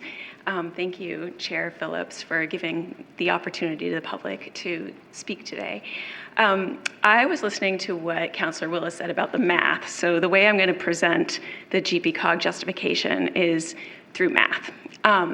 So right now, you pay about $40,000 in dues. For next year, it'd be about $41,000. And in 2025, we saved you $24,000 just on one of our cooperative purchasing opportunities, which was salt. So we don't have the 2026 numbers yet, but if we imagine that that's going to be equivalent going forward, you can take 41 minus 25. All right, so you're left with, oh gosh, those of you in math, I should have done the actual math. So that would be 16? 16. So this year, actually, just when we learned that Manager Parashak had proposed eliminating dues, we got a call to actually put in a grant for $15,000 for you. So if we're able to get that grant for you, then we're down to $1,000 or $2,000. And so in the past, we have raised $10,000 in order to get you enrolled in a state program that makes you eligible for $75 a year. We were able to get you $50 one year for the stormwater project out here in the parking lot. We were unsuccessful last year, but we're at your beck and call to go for it again next year. So those are just one category of grants. So that's one area of value. So maybe it costs you $1,000 to $2,000 to stay in GPCOG. But those are just our most basic services. There are other things that you receive as well. Over the years, we consider ourselves your tool for saving money, getting new money, and then also for providing the capacity when you don't have the technical capacity or the staffing. Just today, I got 2 calls from town managers. One wanted us to fill in for an interim planner, which we're going to do, and the other asked us to help an interim town manager kind of get through the transition. We also helped another one find a finance coordinator, a finance director. So there are all these different things that we do all the time to help towns out when you're in a bind. But we also are helping you with things like MS4 permitting. We did that. Cable franchise fees. We hired the legal services for you and 12 other communities. And then this year, we're actually helping you bring your website up to compliance for federal rules under ADA. Those are all cooperatively purchased services.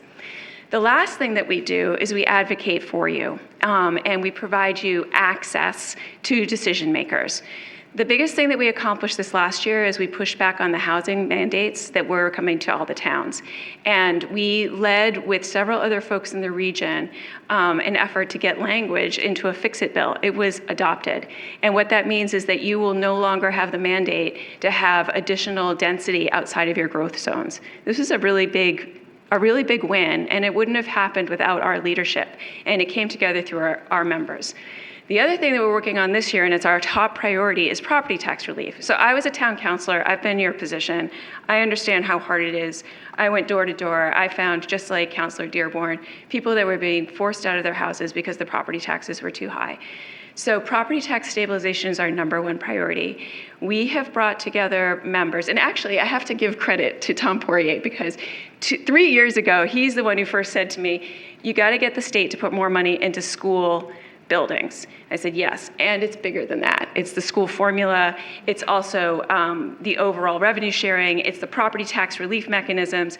So we brought together a regional task force. Gorham is not part of it, but it's led by Scott Morelli and joined by many of our rural communities. In our conference room, just about a year ago, we had an agreement that we're going to go after a variety of things. We've already been lobbying in Augusta on the solutions that are coming out of the state property tax task force.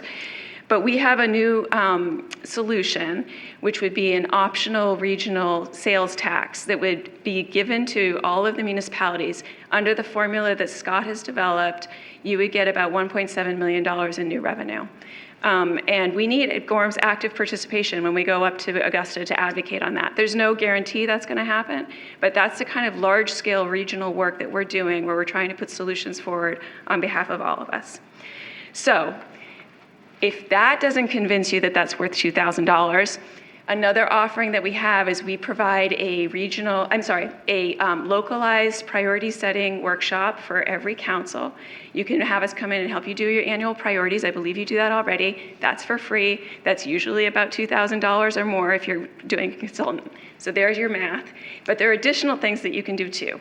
If you stay in at GPCOG, we have a grant writer who's amazing. We do grants for you on certain things and we can actually write them, but on the other side, we identify every Monday, we have a 15-minute webinar called Money Mondays that identifies a new opportunity for municipalities and businesses in the region. Then we can advise you how your priorities fit with those. We can review your grants, and then we also write regional letters of support for things like earmarks, like the superintendent talked about, but also for other kinds of federal grants. On the last page of the little handout I gave you, you can see how your neighbors are stacking up on something specific to pedestrian and bike safety. And these are Safe Streets for All grants that we've gotten through the federal government. They're not through your participation in PACs. And we're doing demonstration projects around the region, and you're welcome to work with us on that. The last thing, which I forgot to put in your letter, and I know I'm almost done, is that you have access to regional fellows. We are AmeriCorps hosts. We have 20 of them coming, hopefully in January, and that is capacity that is many of our municipalities have taken advantage of. So I'll just say, for those of you who read the letter, I thank you. For those of you who watched the video that I sent about how we serve all communities, we've had a really big focus on smaller communities, rural communities in the last 5 years, really pushed by our board and our staff diversifying from all the different municipalities. We think that you can really benefit from us even more. So I'm just gonna stop and thank you, ask you to stay a member of GPCOG. The region needs you. And I think you need us. And I'm going to ask Tony to come up and give you just a quick explanation of the issue around the salt bid, because I've heard from a couple of you that you were dissatisfied with the salt deliveries last year, and I want to make sure you have all of the background on that. Thank you very much for hearing me out.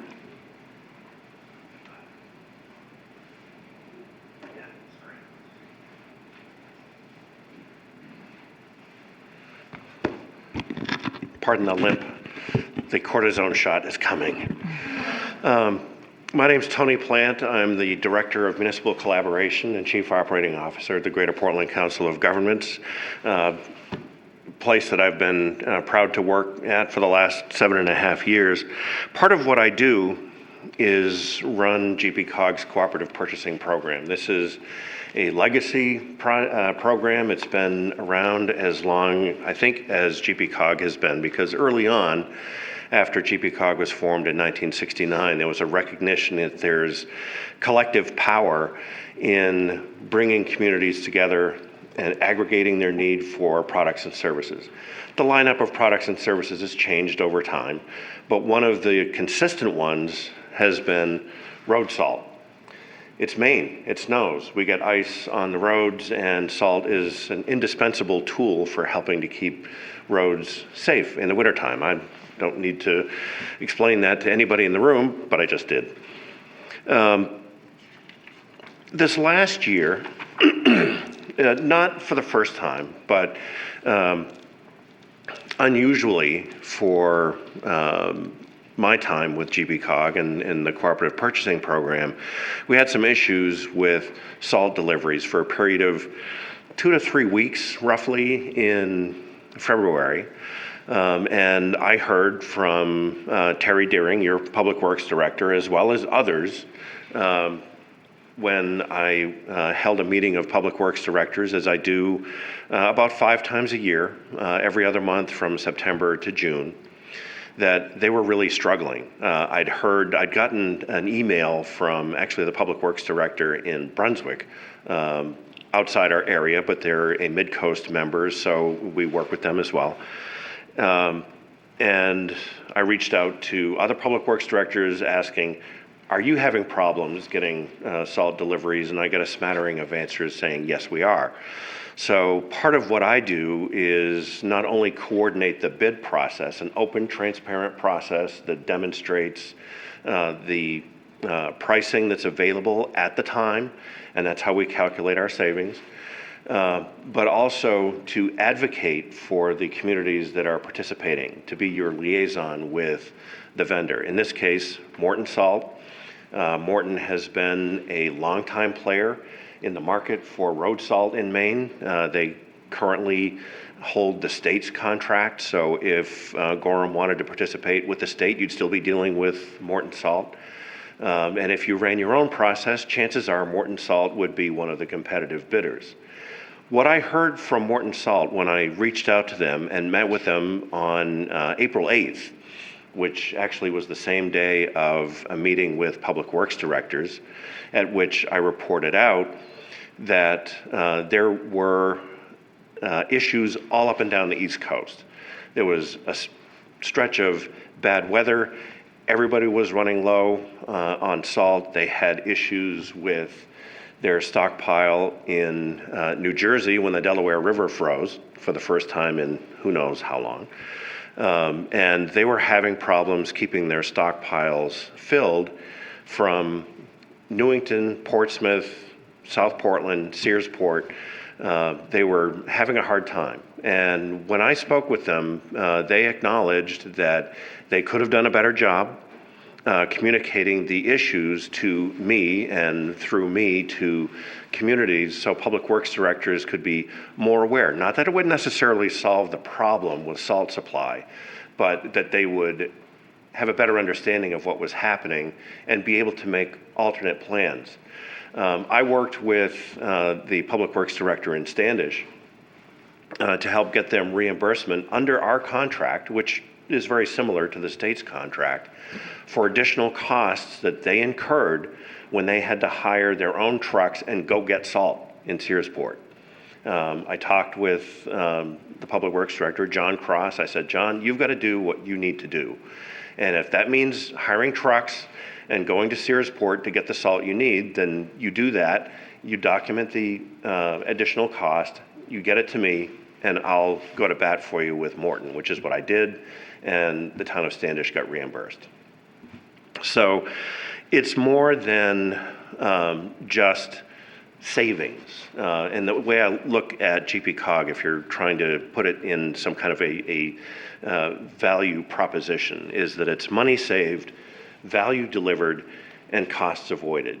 We can demonstrate savings within a particular bid, and those will change from year to year. Some years we're low, some years the state's low, but every bid process stands on its own. We deliver value through the services we provide and the ability to be a voice for our communities collectively with vendors, with legislators, with other agencies. And we also help avoid costs. Christina referred to the digital accessibility work that we're doing. By doing that bid process collectively, even though communities are paying the cost, they're paying discounted cost. They're paying a reduced cost. So there's avoided costs that translate into savings. And these are all things that Gorham, like other communities, have benefited from. And I think... Mr. Plant, could you yes. finish up your comments? Yes, Okay, Marla thank may you. have said that the more communities participate, the more value they realize. So that's the SALT. That's my story on cooperative purchasing. Thank you for your time. Thank you. Anyone else from the public? All right, seeing no one getting up, we'll close the public hearing. Proposed Order 26-53, order that the Gorham Town Council vote to adopt the 2026-2027 fiscal year budget with the following department totals. General Government, $3,255,413. Public Safety, $7,174,718. Public Works, Solid Waste, Engineering and Facilities, $4,407,508. Health and Welfare and Social Service Agencies, $141,000. Recreation Community Center Cable, $937,689. Library and Museums, $734,650. Development, $311,480. Debt and interest, $1,439,794. Capital items, $1,571,800. Insurance and employee benefits, $5,732,903. And other town services and unclassified, $475,229, which is a subtotal of $26,182,184. Cumberland County property tax, $1,897,592, for a total of $28,079,776, with non-property tax revenues of $15,650,056. And be it further ordered that the education budget, as finally approved by the Gorham Town Council and subsequently approved by the voters of the town of Gorham, be incorporated into the final municipal budget. And be it further ordered that the Town Council vote to adopt the Capital Budget Part 2 in the amount of,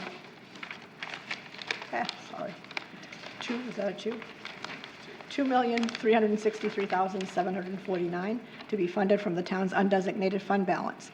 And be it further ordered that all taxes on real estate and personal property shall be due and payable upon approval of this order, and that one half of all real estate and personal property taxes that remain unpaid on November 15th of 2026 shall commence bearing interest on November 17th, 2026, and that the final half of all real estate and personal property taxes that remain unpaid on May 15th of 2027 shall commence bearing interest on May 18th of 2027 at an interest rate of 7%, as authorized by Maine law until paid and collected, and the tax collector and treasurer are authorized to collect and receive thereof.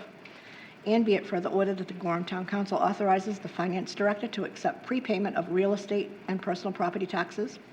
And be it further ordered that pursuant to Title 36 MRSA, Section 506A, the Gorham Town Council establishes an interest rate of 3% to be paid on all real estate and personal property taxes rebated due to overpayment of taxes.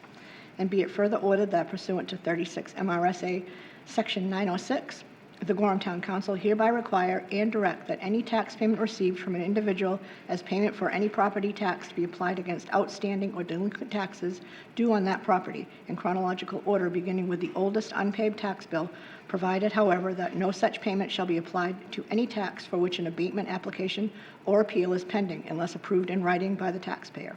This order shall remain in effect until rescinded by the municipal offices. Be it further ordered that in the event that the amount of interest on unpaid taxes is calculated to be less than $1 on the payment date, and the payment instrument is for full amount of unpaid taxes, the finance director is authorized to waive imposition of interest. Is there a motion? So moved. Second? Second. Scared me there for a minute. I thought we were just going to not do the town budget for a second. Yeah, okay, all right. Yeah, all right. So, I don't know where we want to start. I don't know if we want to hear from the town manager, or if we just want to go to questions and comments. Do you have anything you want to add, or? Thank you, Madam Chair. I'd like to thank our town clerk for reading all of that, and she does a phenomenal job. I know you're starting to get later in the evening for the public, and I appreciate actually people staying for this meeting. Usually there's like just municipal staff and 2 people, so It's a new record. The municipal budget's reviewed by the council. We had a 5.5-hour workshop on that on a Saturday. This year, and I'm going to try to really simplify this, as the council is very much aware, and I've been pestering the council on this, you have a transitional year where we are forced to go, we don't want to, but we're forced to go to mechanical tote collection versus the town has had Casella with manual collection for years. That being said, we were forced because of petroleum prices to buy the totes early. It's created a storage problem. The council is aware of that. And the contractor wasn't available to start this system collection until the spring of 2027. They now can accommodate it in the fall, so late September, early October of this year. That being said, that creates a revenue problem because for the public out there, the tags pay for the collection service. We've known about this for a while. This budget before you has a reduction of that revenue. If the council wants to start the service in September, I will need to reduce that revenue expectation. The council's aware of that, I believe. And for the public, should that decision be made this evening, those currently using the system, it will go into your tax bill. Those not using the system, you'll be eligible to use the system up to 3-unit buildings, Terry, 3-unit buildings. And that'll be in the tax bill, and it'll be spread across the tax base. So that's one of the big topics this evening, and the council is aware of the other items that we've discussed at length in our budget. Thank you. Just a couple clarifying questions on that topic, if I could. I think that was helpful information. Thank you, Town Manager. Maybe to just clarify a little bit more, how many bids did we get for trash collection? As you said, we really have no choice but to go with the bins because the contractor that is available to us is requiring us to conform with their trucks. Is that accurate? Yes, thank you. I'm going off of memory. 2 bids on that contract. They were both mechanical. They're what we put it out as we would still take hand collection. No company in this day and age is going to that model. Right. Personnel issues, liability, and it's just more efficient to have a truck with one operator, staffing, all that good stuff. Yep. And then you did mention people who aren't currently getting the Casella trash collection do have the opportunity to opt into it? So right now, essentially, to have your waste, recycling anybody can put out at the curb, essentially. Okay. But right now, if you want your waste collected, you buy a tag. Right. You attach it to the bag. We used to use trash bags. We transitioned to tags years ago, and that pays for that collection service. So the revenue stream that we had was about $600,000 to $700,000 a year in tag revenue. Okay. That we have started to wean ourselves off of, that will go into the tax base. Thank you. So that represents almost a third of the mill rate increase, just that partial revenue lost this year. And sorry, and just one more clarify, but so that it's going from the mill rate, so instead of having to pay for the tags, we will no longer have to pay for the tags. Instead, it will be collected in the mill rate. That's correct. And I just want to be very upfront and transparent. There's probably people that use the system a lot right now, buy a lot of tags. It will be a reduction in their cost for that service. It'll stay the same, and then there's people that don't use that service that now it's in their tax base. Thank you. And businesses that wouldn't be eligible. So, just to be clear, do we have to have it? Like I have a dumpster. I'm not going to use this service. So am I still going to be paying for it? The entire tax base will pay for this service, every property in the town, regardless of use. But those who aren't currently using it could conceivably opt into it if they wanted to. They have that choice. Absolutely, and we've actually because the town of Wyndham did this year and a half, 2 years ago. Yeah. We've used their model, their increases as the kind of the estimate for us. We're anticipating that there's going to be an increase in the use of the service. Yeah. So this doesn't include the totes. We're not buying the totes this evening. The council and the taxpayers paid for that last fiscal year, and that's about $800,000. That's already been Just to paid buy for. the carts. Yeah. And I shouldn't say totes, I've been reminded by the Public Works Director, they're carts. And if we hadn't bought the carts last year at about $800,000, that price has gone up considerably since then. Is that correct? Yes, we were holding out buying the carts, and we just had to pull the trigger on them 3-4 weeks ago. The price from the vendors that was competitively bid went up. I can't remember the exact dollar amount per cart, but it was about 150 grand more, and it's projected to go up even more after that. And a lot of that is petroleum-based impact. And I know we've sort of danced around this, but just in terms of the impact now versus in 2028, the impact is coming regardless. It's just whether we absorb it in 2027 or whether we wean ourselves off it, as you said, and absorb more of it in 2028. So our initial plan, and we didn't just decide to spring this on the council, but I think as the council's aware, but maybe for the public benefit, the initial plan has always been spring of 2027. We had to purchase the totes, which, you think, well, we'll just store them outside, but then they fill with water, they freeze, they break, so they're going to be stored in container trucks. That's an extra cost, about 45 grand for the whole year. And the contractor was not able at the time of us signing the contract to commit to an early date because they have to order these trucks. They're all specialized trucks, they're custom trucks with the arm and all that. So in the past 2 months, they indicated that they could start in the fall of this year versus before. It was next year. So if the council opts to start the program this year, in late fall, we would need some amendments this evening, but that would be about another 10 cents on the proposed mill rate because of the loss of revenue. Which I think you have an estimate for a house assessed at $500,000, how that impacts that property? Is that accurate? Was it about $100 Yes. annually? Well, yeah, about. Yeah, roughly. We can still keep talking trash, or we can move on And to you're something welcome. else? So I definitely want to emphasize the rest. We have a lot of services provided in our municipal budget except trash collection, or besides trash collection. And I'm happy to speak about, answer any questions. And if I'm stumped, we have a variety of department managers here this evening. So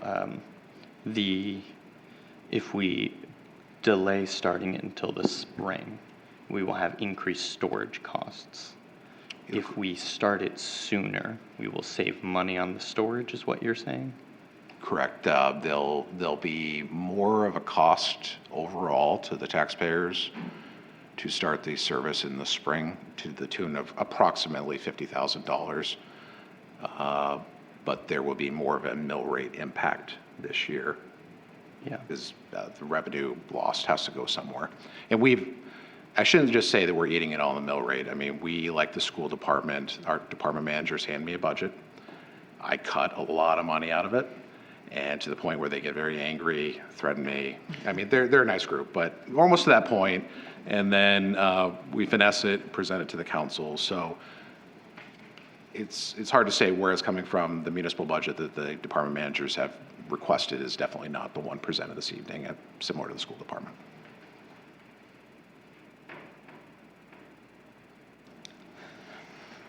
Sorry, I have to. Staying on trash and totes, is there a number or an estimate of, we pay for the storage and we lose the revenue, but one way might be a little less expensive than the other? Thank you. I could tell you it is cheaper for the town as a whole to start the system and the taxpayers this year. Okay. It will cost slightly more to start it next year. However, you're able to delay about 10 cents on the mill rate until next fiscal year. Thank you. Process question for the evening, at the risk of not talking about trash for a half second. do we want to handle each item as we're talking about this? Do we want to just sort of talk about trash and then move on to something else? Do we want to try to put trash to bed before we talk about some of the other items that people may want to discuss? Or how do we want to handle each piece? Yeah, so I think in the past, I mean, when people have made, I'd like to amend the budget to add or subtract something, we just take them as people bring them up. I think we've already brought up trash, so I think if that's do you think that's a good kicking off point? And then we know if we're adding 10 cents or not. Would that be helpful? Yes, thank you. I can try to, I try not to steer the school department discussion, but I'm happy to help guide you through this discussion. So I would start with a baseline of where you feel comfortable at, because I think if you don't feel comfortable and you have like trash, you want to head in a certain direction and you want to get there, my preference, having it be the budget that was presented, is we can provide options to you to get you to maybe a place you're more comfortable, or if you want, just start with the trash discussion, or any other item that a counselor wants to bring up. Go ahead. Just to clarify, do you need we've got a motion on the table for the budget. I think we're going to need some sort of, you need a specific vote from us regarding the trash? That's not the budget? So if there's any item this evening that the council wants to change, do that wants first. to add as a result of anything, or that or trash, or modify anything else, you would need to amend.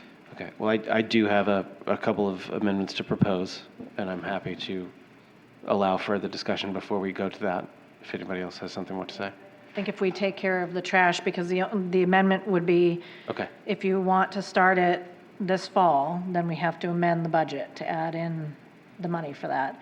If we don't want to, and you want to wait till spring, then we leave the budget as is. Is that correct? That's correct. Okay. Yeah, we'll handle it. I'll make a motion on that if we're ready to go there. I'll say I'm not looking to just add to the mill rate. We've talked about that throughout the evening. I think this makes sense to start the trash collection now. So I would move to add the trash collection starting in the fall of 2026 into the 2027 budget. Yeah, I'll second it, and just to put a fine point on it, we're saving an estimated $50,000 of storage fees that will not be needed because we're choosing this route. Yes, and say to your motion in a second, right? And for clarification with the council, so I think tonight you're going to be talking about items. Sharon and I will specify the details of that. So basically, we would be reducing our revenue line item by, I'm going to go with 315,000. Sharon gave me 330, but I think I can shave a little bit off that. So this item that you were amending right now would reduce the trash tag revenue line item and our overall revenue appropriation by $315,000. And that would mean as of September 1st, 2026, residents are no longer required to utilize bag tags. I am not giving you a date yet. Okay. But I would say, based on our discussions, we're looking at late September, early October. Okay. If the system starts this year, we will go above and beyond the communication. That will be plastered all over town. Yeah. It's a huge transition, and Wyndham had a very successful model on how to do that transition. We're going to copy. And I do want to note, living on a busy street, one of the small benefits that hasn't really been discussed is that these carts are closed top, and we get a lot of trash that just from the open recycling bins and wind, or just a car driving by just taking something, and so this will actually also lessen the amount of litter across town too, which is a great benefit. Okay, go ahead. And then the education part of this cart rollout gets squeezed into between now and September as far as how to recycle and how to use the trash carts? Thank you. Public Works has started to do a little bit of that. I think even as you walked in the lobby, we've had these carts out for a year and a half, 2 years at this point. So I think the public is aware that this process is coming. The big thing will be trying to educate the public on what you put in the system. And then obviously, right now with manual collection, the people picking that up do a lot of the weeding of this isn't allowed. We're going to have increased contamination rates on recycling. We're going to have people throw away things in trash bags. It's part of the transition and part of the system and part of the educational process. And do we have a third party that's going to kind of roll this out for us? Yeah, and again, not to dive down the rabbit hole of trash collection, but following some successful models, there'll be a third-party vendor. They actually deliver all of these totes. They're all inventoried. They go out to each property and say, here's your tote, drop them off. So it's a fairly tried and tested model. All right, any other comments about trash? All right, so we'll vote on the amendment to reduce the revenue by $315,000. Is that what you're saying? Correct. Yep, Lou seconded, sorry. All right, all those in favor? All those opposed? Cushing Phillips, thank you.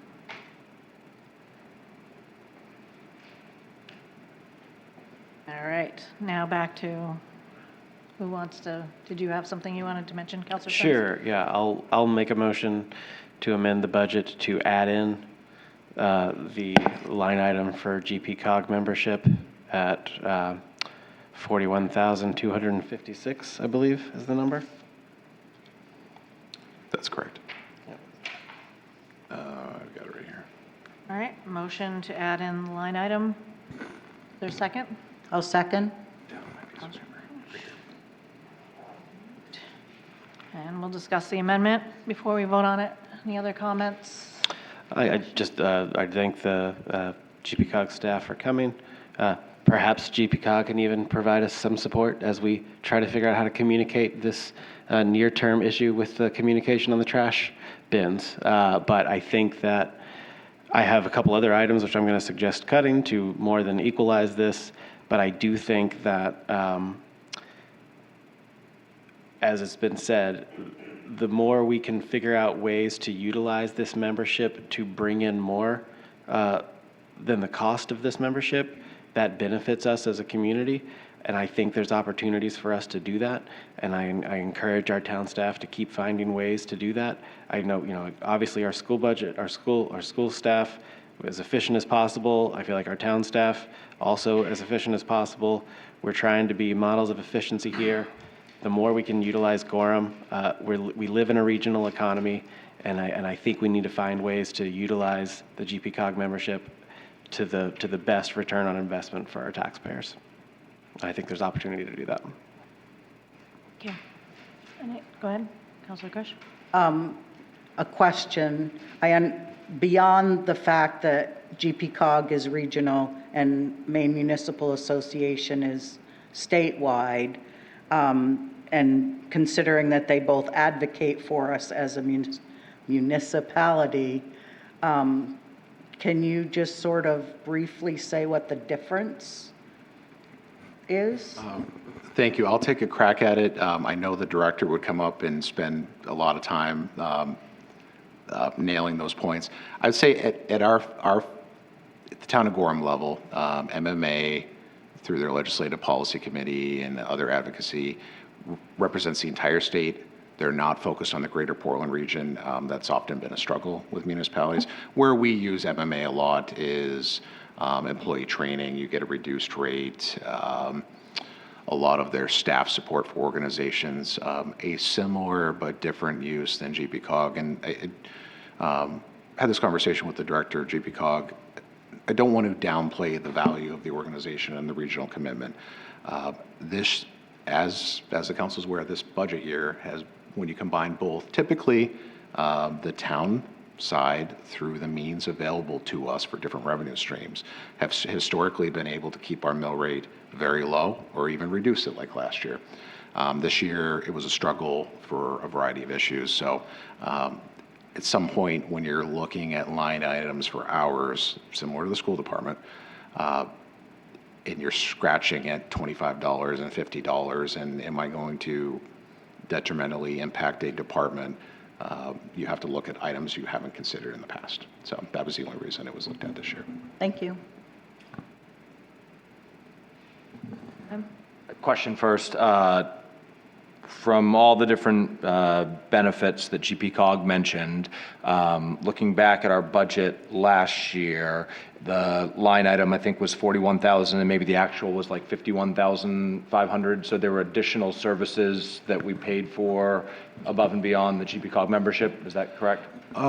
No. So we, historically, there was a, and I'll probably get the terminology wrong, but there's a requirement to, I think was changed a couple years ago to contribute towards PACs for a certain category of project funding and design. And that we had never budgeted for, and we just overdrew that line item. And last year, or the year before, we looked at it and said, oh, we need to break this out as this is a cost associated with PACs, and not our membership with PACs, but us contributing to these programs.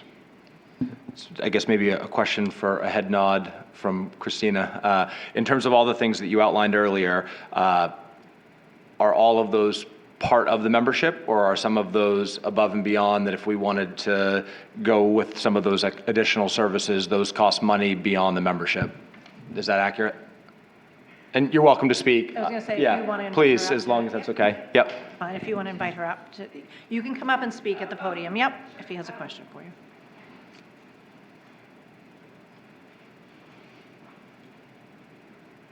So kind of the rule of thumb is that if it's a big project like a comp plan, then we would charge for a service. Or if you wanted us to do $20,000 worth of communications work, then we would charge for a service. But things like facilitation, participation in all of our cooperative purchasing, we get, so our dues, our member dues make up about 10% of our budget. Across the whole region. So the 90% we raise in order to bring services to you. So that's state and federal grant money that we use to provide services, and then we also bring in actual grant money to municipalities. So the answer is there are some things that are extra if they're a significant additional expense, but most things are covered within the dues. As a specific example, you referenced the day that you realized, you heard that we were thinking about reducing it, a grant application that you might help with. Is that above and beyond, or is that part of the membership service? That's part of the membership, because we got a grant to write grants. Yeah, got it. So I would just make a comment on the item. I think if we are going to keep it in, which I'm not opposed to keeping it in, I would really challenge the council. I would challenge staff. I would counsel GPCOG. And I know we spoke about this when we had a chance to meet recently. That when I think about a membership, like we should be paying a fee and we should be getting more value than what we're paying for that membership. So my hope is that maybe we've all woken up a little bit. That if we are going to stay in, that we're able to soak a lot more out of this than what we're paying in. Any other comments? Go ahead. Thank you, Chair. Yeah, I would just say to the town manager, yes, if they do stay in, put them to work, and we'll look at it, 1 year from now, because when the case is made really, really easy for us, that's what I like. So, yeah. Ask them every single minute of every single day. Yeah. Be careful what you wish for us. We have department managers that will do that. So we'll find a happy median. All right, I guess I'll, since I probably, being on the council the longest, and when Marla was here, I remember, at that time when we joined, it was like $1 per person, so it was like $16,000.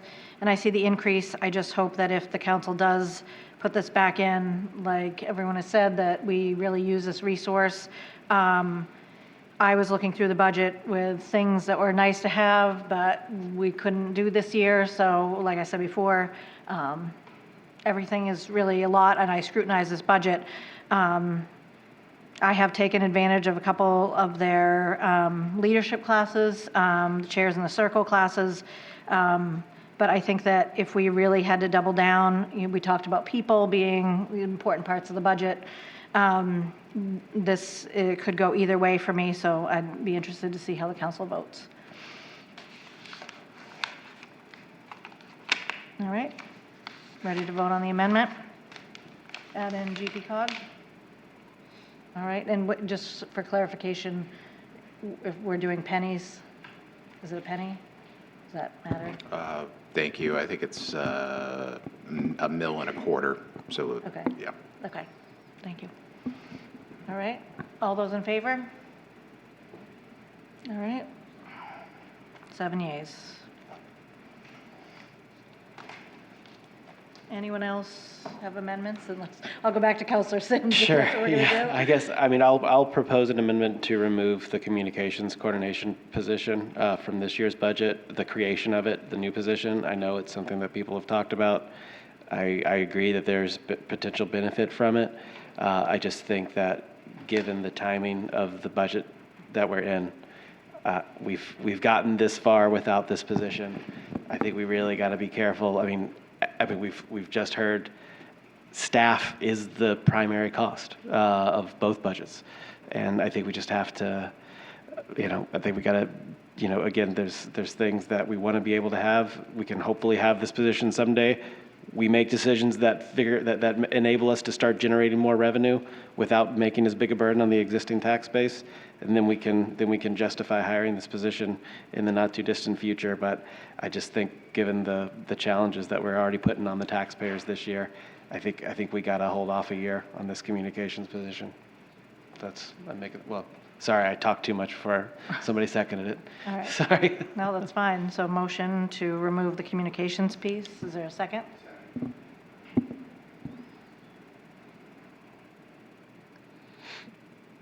All right. I don't know if you have any I do. comments? Okay. Thank you, go Madam ahead. Chair.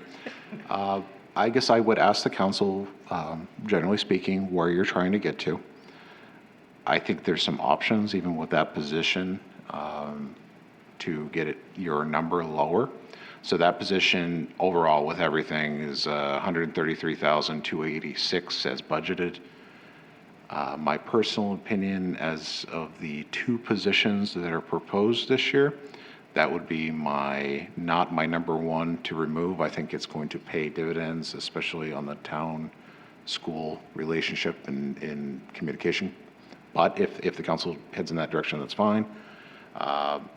We could start that position like the foreman, January 1. For, again, you're kind of taking a little bit of that down the road, the commitment, but that would cut that number in half. And spoken with the Public Works Director, although I think it's definitely something we're going to need at the Public Works Department, I could live without the foreman position. And that's not lowering the value of Public Works or that position. I just see a little bit more value in the communications coordinator. But again, we'll make whatever you want work as far as where you want to get. I guess for me, we got recommendations from, I think, the GDC, the Economic Strategic Plan referenced that we needed to do better at communication. And actually, oddly enough, the GP COG meeting that I went to was about communication. And I would be happy to have that as a half-time position, because I think it's going to take us time, like start it in January, because I think it's going to take us time. But I heard a lot of people run for town council last year about communication and increased communication.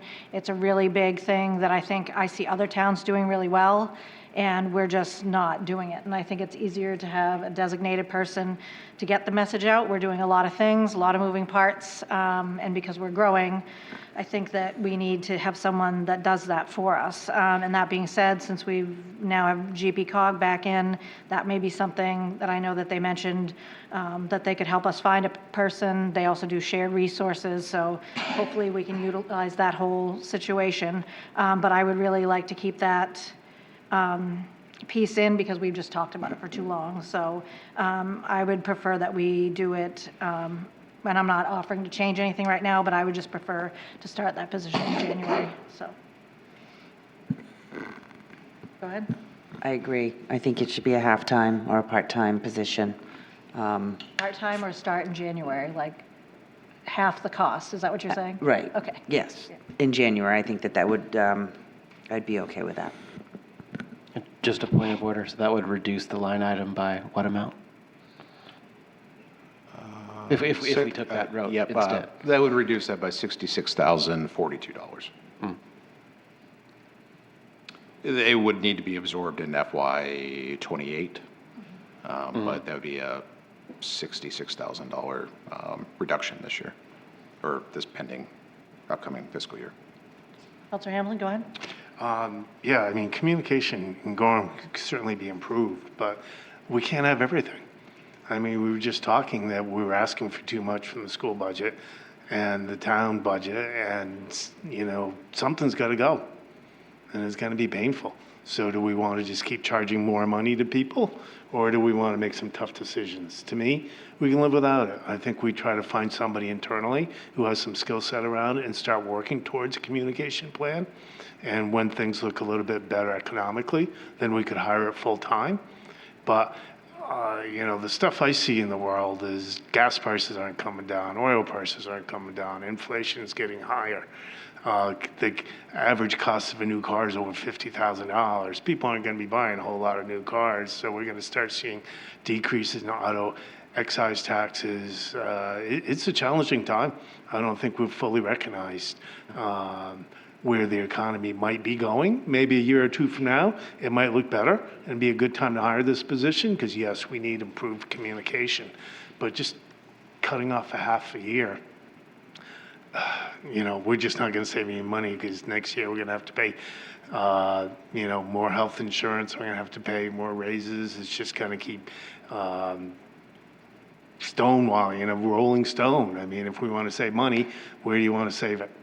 Do you want to save it here? Do you want to save it Public Works? You want to put off hiring a fire engine? I mean, someplace we got to make a hard decision and say no.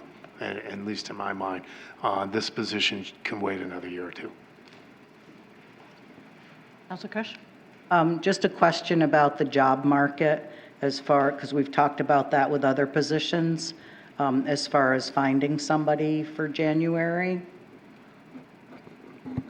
Thank you. I don't take this comment as trying to sell the position, but we've had people reach out, surprisingly on this one, inquiring because they've heard about it. So I don't know what that means. That could mean nothing, and they wouldn't be people that you know, we would entertain in that position. So I'm optimistic about this one, but we've had some. You know, it's hard to hire a paramedic. It's hard to, you know, certain public safety, certain classifications of administrative assistants. It's hard to tell. Thank you. Counselor Willis? Yeah, I guess I would chime in. I would say, it was said earlier, maybe we don't communicate, but I would thank our different departments who do put out a lot of communication through the different channels. I think we, as a town, could streamline that so that there's an expected place to go for communication from the town. I see a lot of value in that position. I was personally really excited about it. I wouldn't support cutting it wholly, but I would support moving it back to a January 1st start and reducing it by half. All right, so the motion, go ahead. Sorry. Thank you, Chair. I believe it was the first budget workshop I participated in 4 years ago. I floated the idea of a communications position, and everyone bristled at the idea of hiring anyone more for town staff. Talk about a skeleton crew. Our town staff really stretch what they do with a small group of mighty people. And I think I'd be hard pressed to find somebody in our org chart that we can put communications onto. This is the thing that we hear about, I mean, constantly. Better communication. And here's the thing that we can actively point to and say, here. And I know people talk about, you know, they talk about taxes, but when there's things that they want, nobody points out how much it costs. And to every person that's going to complain about communication, we can say, here's something we did. So if we want to delay it, I'm not in favor of removing it. But if we do need to, you know, delay it, I'd be understanding of that. I do just want to note to the town manager, one of the things that did come up when Chair Phillips and I were hearing other chairs is how important it was to have someone very, very strong and the right person in this position. Because we were hearing from towns that that didn't have someone, that had somebody, and then towns that had the right person and towns that didn't. So it is encouraging that people are reaching out, but I think definitely making sure that this is a real good long-time position. If funded, we would find the quietest and most soft-spoken person. No, I think that's couldn't agree more with that. And often a struggle internally in the organization is everybody has a different skill set, and some people excel at some things and not other things. Well, if I could, just one more comment. I'm not questioning that there's value to the position, and I think it's one of these things that we can keep on the list of things. It's one of our goals to get this thing at some point. But I think back to the resident who came up earlier and asked us to think about the increases on the taxes. This is a direct thing that we have the ability to control when we start absorbing this cost. And again, it's just the timing is unfortunate this particular budget year. We've got the trash situation that is truly out of our control. So if it wasn't for that, I probably would be open to this. But that, again, that's why I proposed it based on the challenges for this particular cycle. So I'm not necessarily opposed to considering in future budgets. All right, so the motion is to remove the communications person. And if we're all ready to vote, all those in favor? 2. All those opposed? 5. Forget who. All right. Are there any other amendments, or are you? I'll make a motion, if we're staying on communications, to start the communications position in January 1st and reduce the line item in the budget by $67,000, and I'll leave the rest to the manager on what that number was. I'll second that. That number was $66,042. So moved. All right, and seconded by? Still second. Okay. All right, and I think we kind of just discussed this, so any other discussion on that? All right, on the amendment to reduce it by $66,042 for the communications person. All those in favor? All those opposed? 1, Hamblin.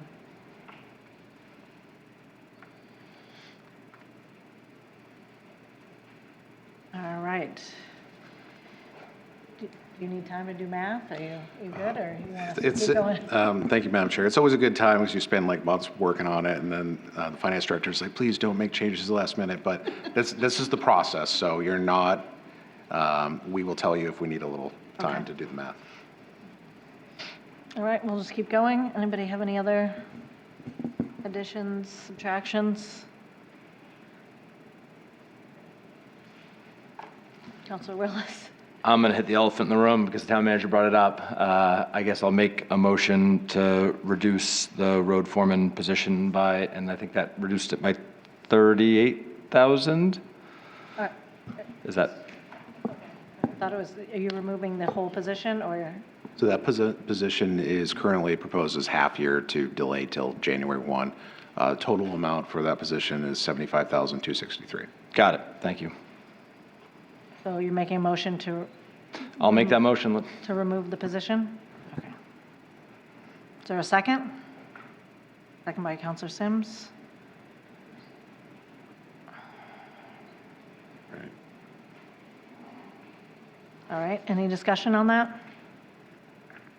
I think you already said your piece, so I'm not asking you, but any comments? I'll make a comment since I made the motion. I don't take that reduction lightly. I've sat with Director Deering before and praised, how the skeleton crew, as Councilor Siegel said earlier, the work that they do and, how much the town depends on them. sort of taken my cues from the town manager on this one in terms of prioritizing what we think we need right now versus what we may be able to add back in the future. And I think we just got to make some reductions somewhere, to Councillor Hamlin's point, and I'm looking at this and trying to make a tough decision. Thank you. And again, just to reiterate, not opposed to this position coming on in the relatively near future. Again, as we get to the next fiscal year, hopefully we're not in the same position we're in. We know we're not going to be in the same position with the trash situation, at least. We'll have adjusted to that, so hopefully we can reassess. Thank you. Go ahead. I just want to, I forgot what I was going to say, so. It's late. It's getting, yeah, it's getting late. Yep, go ahead. Thank you, Chair. I think through you to the town manager, if I recall correctly, this was in the budget a few years ago. It ended up getting removed because there wasn't the right candidate at the time, and Public Works is able to do what they could. I'm seeing a nod. How, will this position eventually be necessary? Yes. Sorry, and I'll just, I realized I had a follow-up. Other towns of our size, is this a position they have? So that question, yes, they may be different formats, but typically this position would be someone out supervising crews at sites and coordinating that work. We are very fortunate in the town to have a skilled set of employees in Public Works and a skilled set of employees in management that manage both management and that historical boots on the ground, helping out day to day at the sites when other municipalities our size might have their management in the office facilitating things. Our folks are doing everything. And you're correct, historically, we've always had the foreman position, and the opportunity did not arise to fill that position, the vacancy, internally several years ago. So it was opted to, we're going to transition this to a driver operator position. So the Public Works did not lose any staffing. They lost that position, and what most, and the director would probably agree with this, I want to make sure that we have adequate institutional planning in place in that organization. A position like this would grow into leadership at some point. I guess to that point, I've asked you several times about succession plans because we have a lot of really good people here that are looking to retire if we let them. That's not an option. So I've always asked you about that. So I do, to Councillor Sims' point, want to see this, for the purpose of, having the institutional knowledge. I think that's really important. So I think that, hopefully we could do something next year. So I don't cut it lightly, I guess, or remove it lightly. Councillor Kushner. I remembered, thank you. I feel like, we just cut a half a position, and I know that doesn't equal the trash cart issue and dollar amount, which is unfortunate, but I don't think that we can find that big a number. So I am going to support keeping this position in there. Any other comments on removing the road foreman position? All right, all those in favor? 5, 8, 6 yeas. All those opposed? 1. Gosh.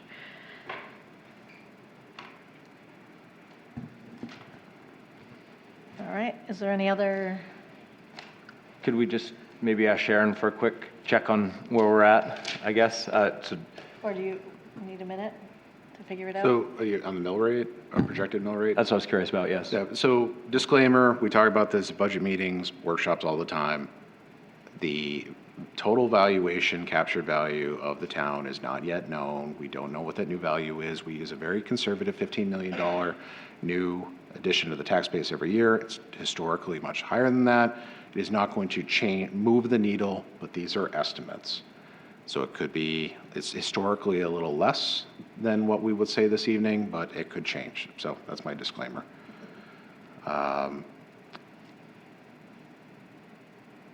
The town on, I'm going to give you the same, there's different ways we calculate this, but before you were looking at 29 cents on the mill rate for the town. The 10 cents was added for the trash. With reductions, you're now at 36-ish cents. There's TIF and overlay. Again, that might move around with the new value, so I'm not going to include that. And school is at 83 cents. I'm getting a bunch of nods, so I haven't screwed that up. One suggestion I'd have for the council is it's a tiny bit of revenue, might not move the needle much. As the council knows, I like to try to pull a rabbit out of a hat with TIF funds wherever I see an opportunity, and I try to follow protocol in the law with that. I would recommend, if the council is willing, to allocate an additional $10,000 in TIF funds with a straight face test towards our membership fees at GPCOG, because they do have a economic development component. I wouldn't say that's all they do, but that's part of it. And I would recommend allocating 25% of the communications coordinator position, which I can straight face all day long, from TIF revenue as well. So that would be $10,000 for GPCOG, and for the half a year, $16,811 for the communications coordinator. So again, not going to move the needle a little bit or a lot, but every bit helps. And for the council and the public's awareness, we have many, many positions in the town where a portion of their salary, their duties associated with eligible expenditures is funded through TIF revenue, even some full positions in certain departments. Do you need a motion for that? If the council is willing, again, every little bit helps, and I think it's an eligible expenditure. I'll make that motion. Okay, motion by Counselor Sims, Second. second by Counselor Willis. Any discussion on that piece? All right, all those in favor? 7 yeas. 26,811 total. Tips for funding the GPCOG, 25%. And then 25% of the communications Position. And at a high level, or just an estimate level, that's about 1 mil, give or take. Rounded up, it's probably a mil. All right. Does that answer your question about where we're at, Counselor Willis? Sure does, thank you. Okay. All right, any other adjustments? All right, are we ready to vote on the budget as amended? You give me a new number, or not really, or? Don't we have to, the total? Yeah, Sharon can just give us a second. Okay, I just want to That's make right. sure it's clear when we're voting.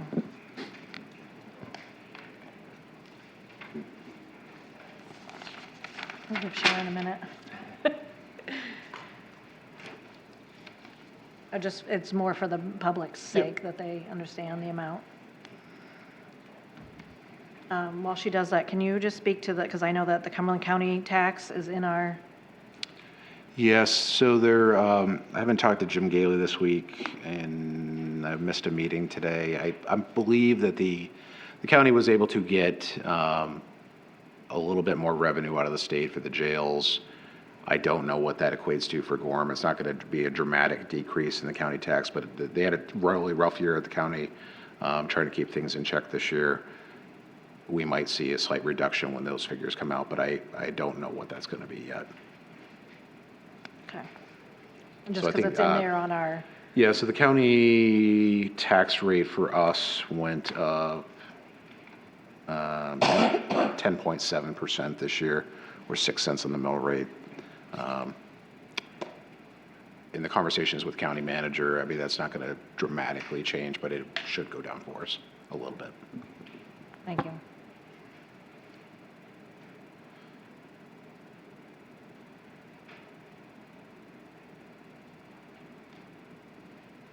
May I ask a question to do with the county rate? Is this amount with the reduction of the money that they weren't going to accept from the federal government, or? I believe, I'm not 100% up on this. I was, and then I honestly forgot. I tuned it Okay. out. But I believe that was a component of it.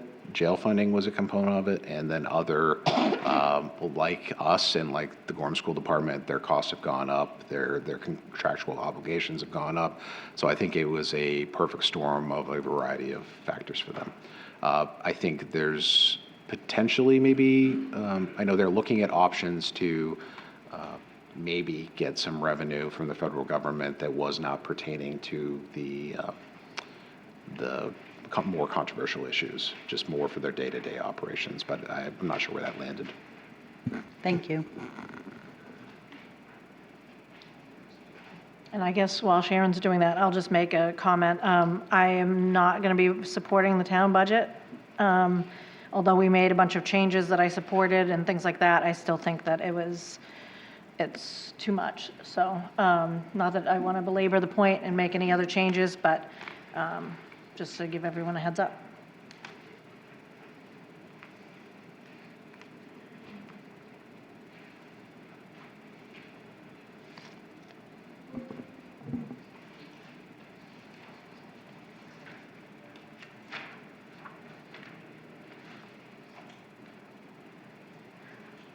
This is a test for Sharon. Do you want?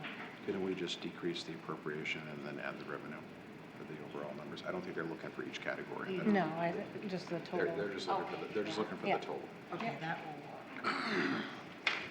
Just because it's in the agenda, the total was, right, this one is the, yeah, the 26. Do the napkin math too. Yep, I borrowed that 'cause I yep, wrote take mine. that, yep. You write on yours already? So this is where you started.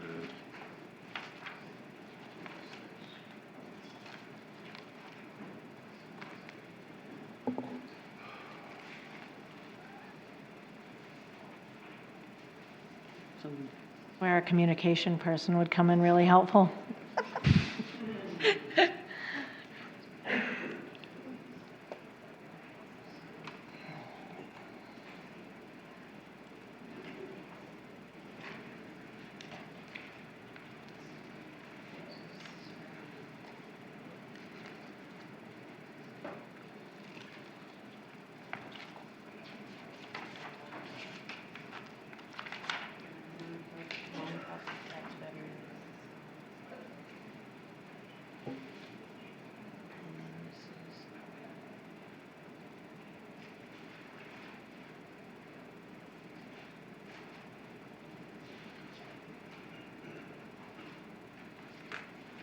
Read that? That's okay. Just wrote on an angle. Thanks for bearing with us while I check that. So the total municipal budget, so basically your subtotal and your proposed order would be changed to $26,082,135. Your non-property tax revenues would change to $15,361,867 to reflect the changes made by the council. Okay, thank you. All right. Any more discussion? Before we vote, can I just ask one question? Yep. Again, I just look at numbers and they're starting to all blur now, but like on page 15 of for the town manager, on page 15 of the town budget, the communications coordinator position, the hold on 2027 there was the 84,403. And like when we went to the road manager, you know, I had mentioned a number that was like 38,000 and some change, but where's the additional money that we're reducing beyond just that line item? The difference is the benefits. So we would, for a new position, we're budgeting the maximum potential cost for us for, you know, family plan, retirement. As a employee comes on, those are fine-tuned. Doesn't mean that we spend that money by any means.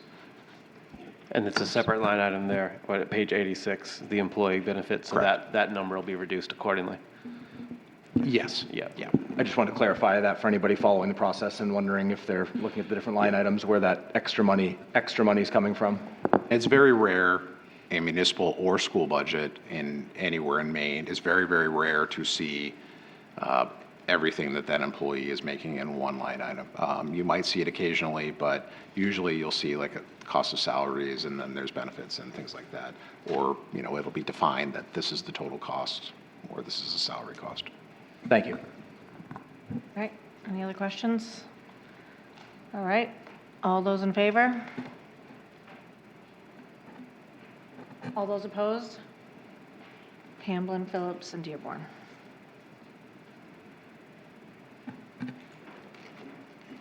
All right, and motion to adjourn. So moved. Second? Second. Favor? 7 yeas. Thank you.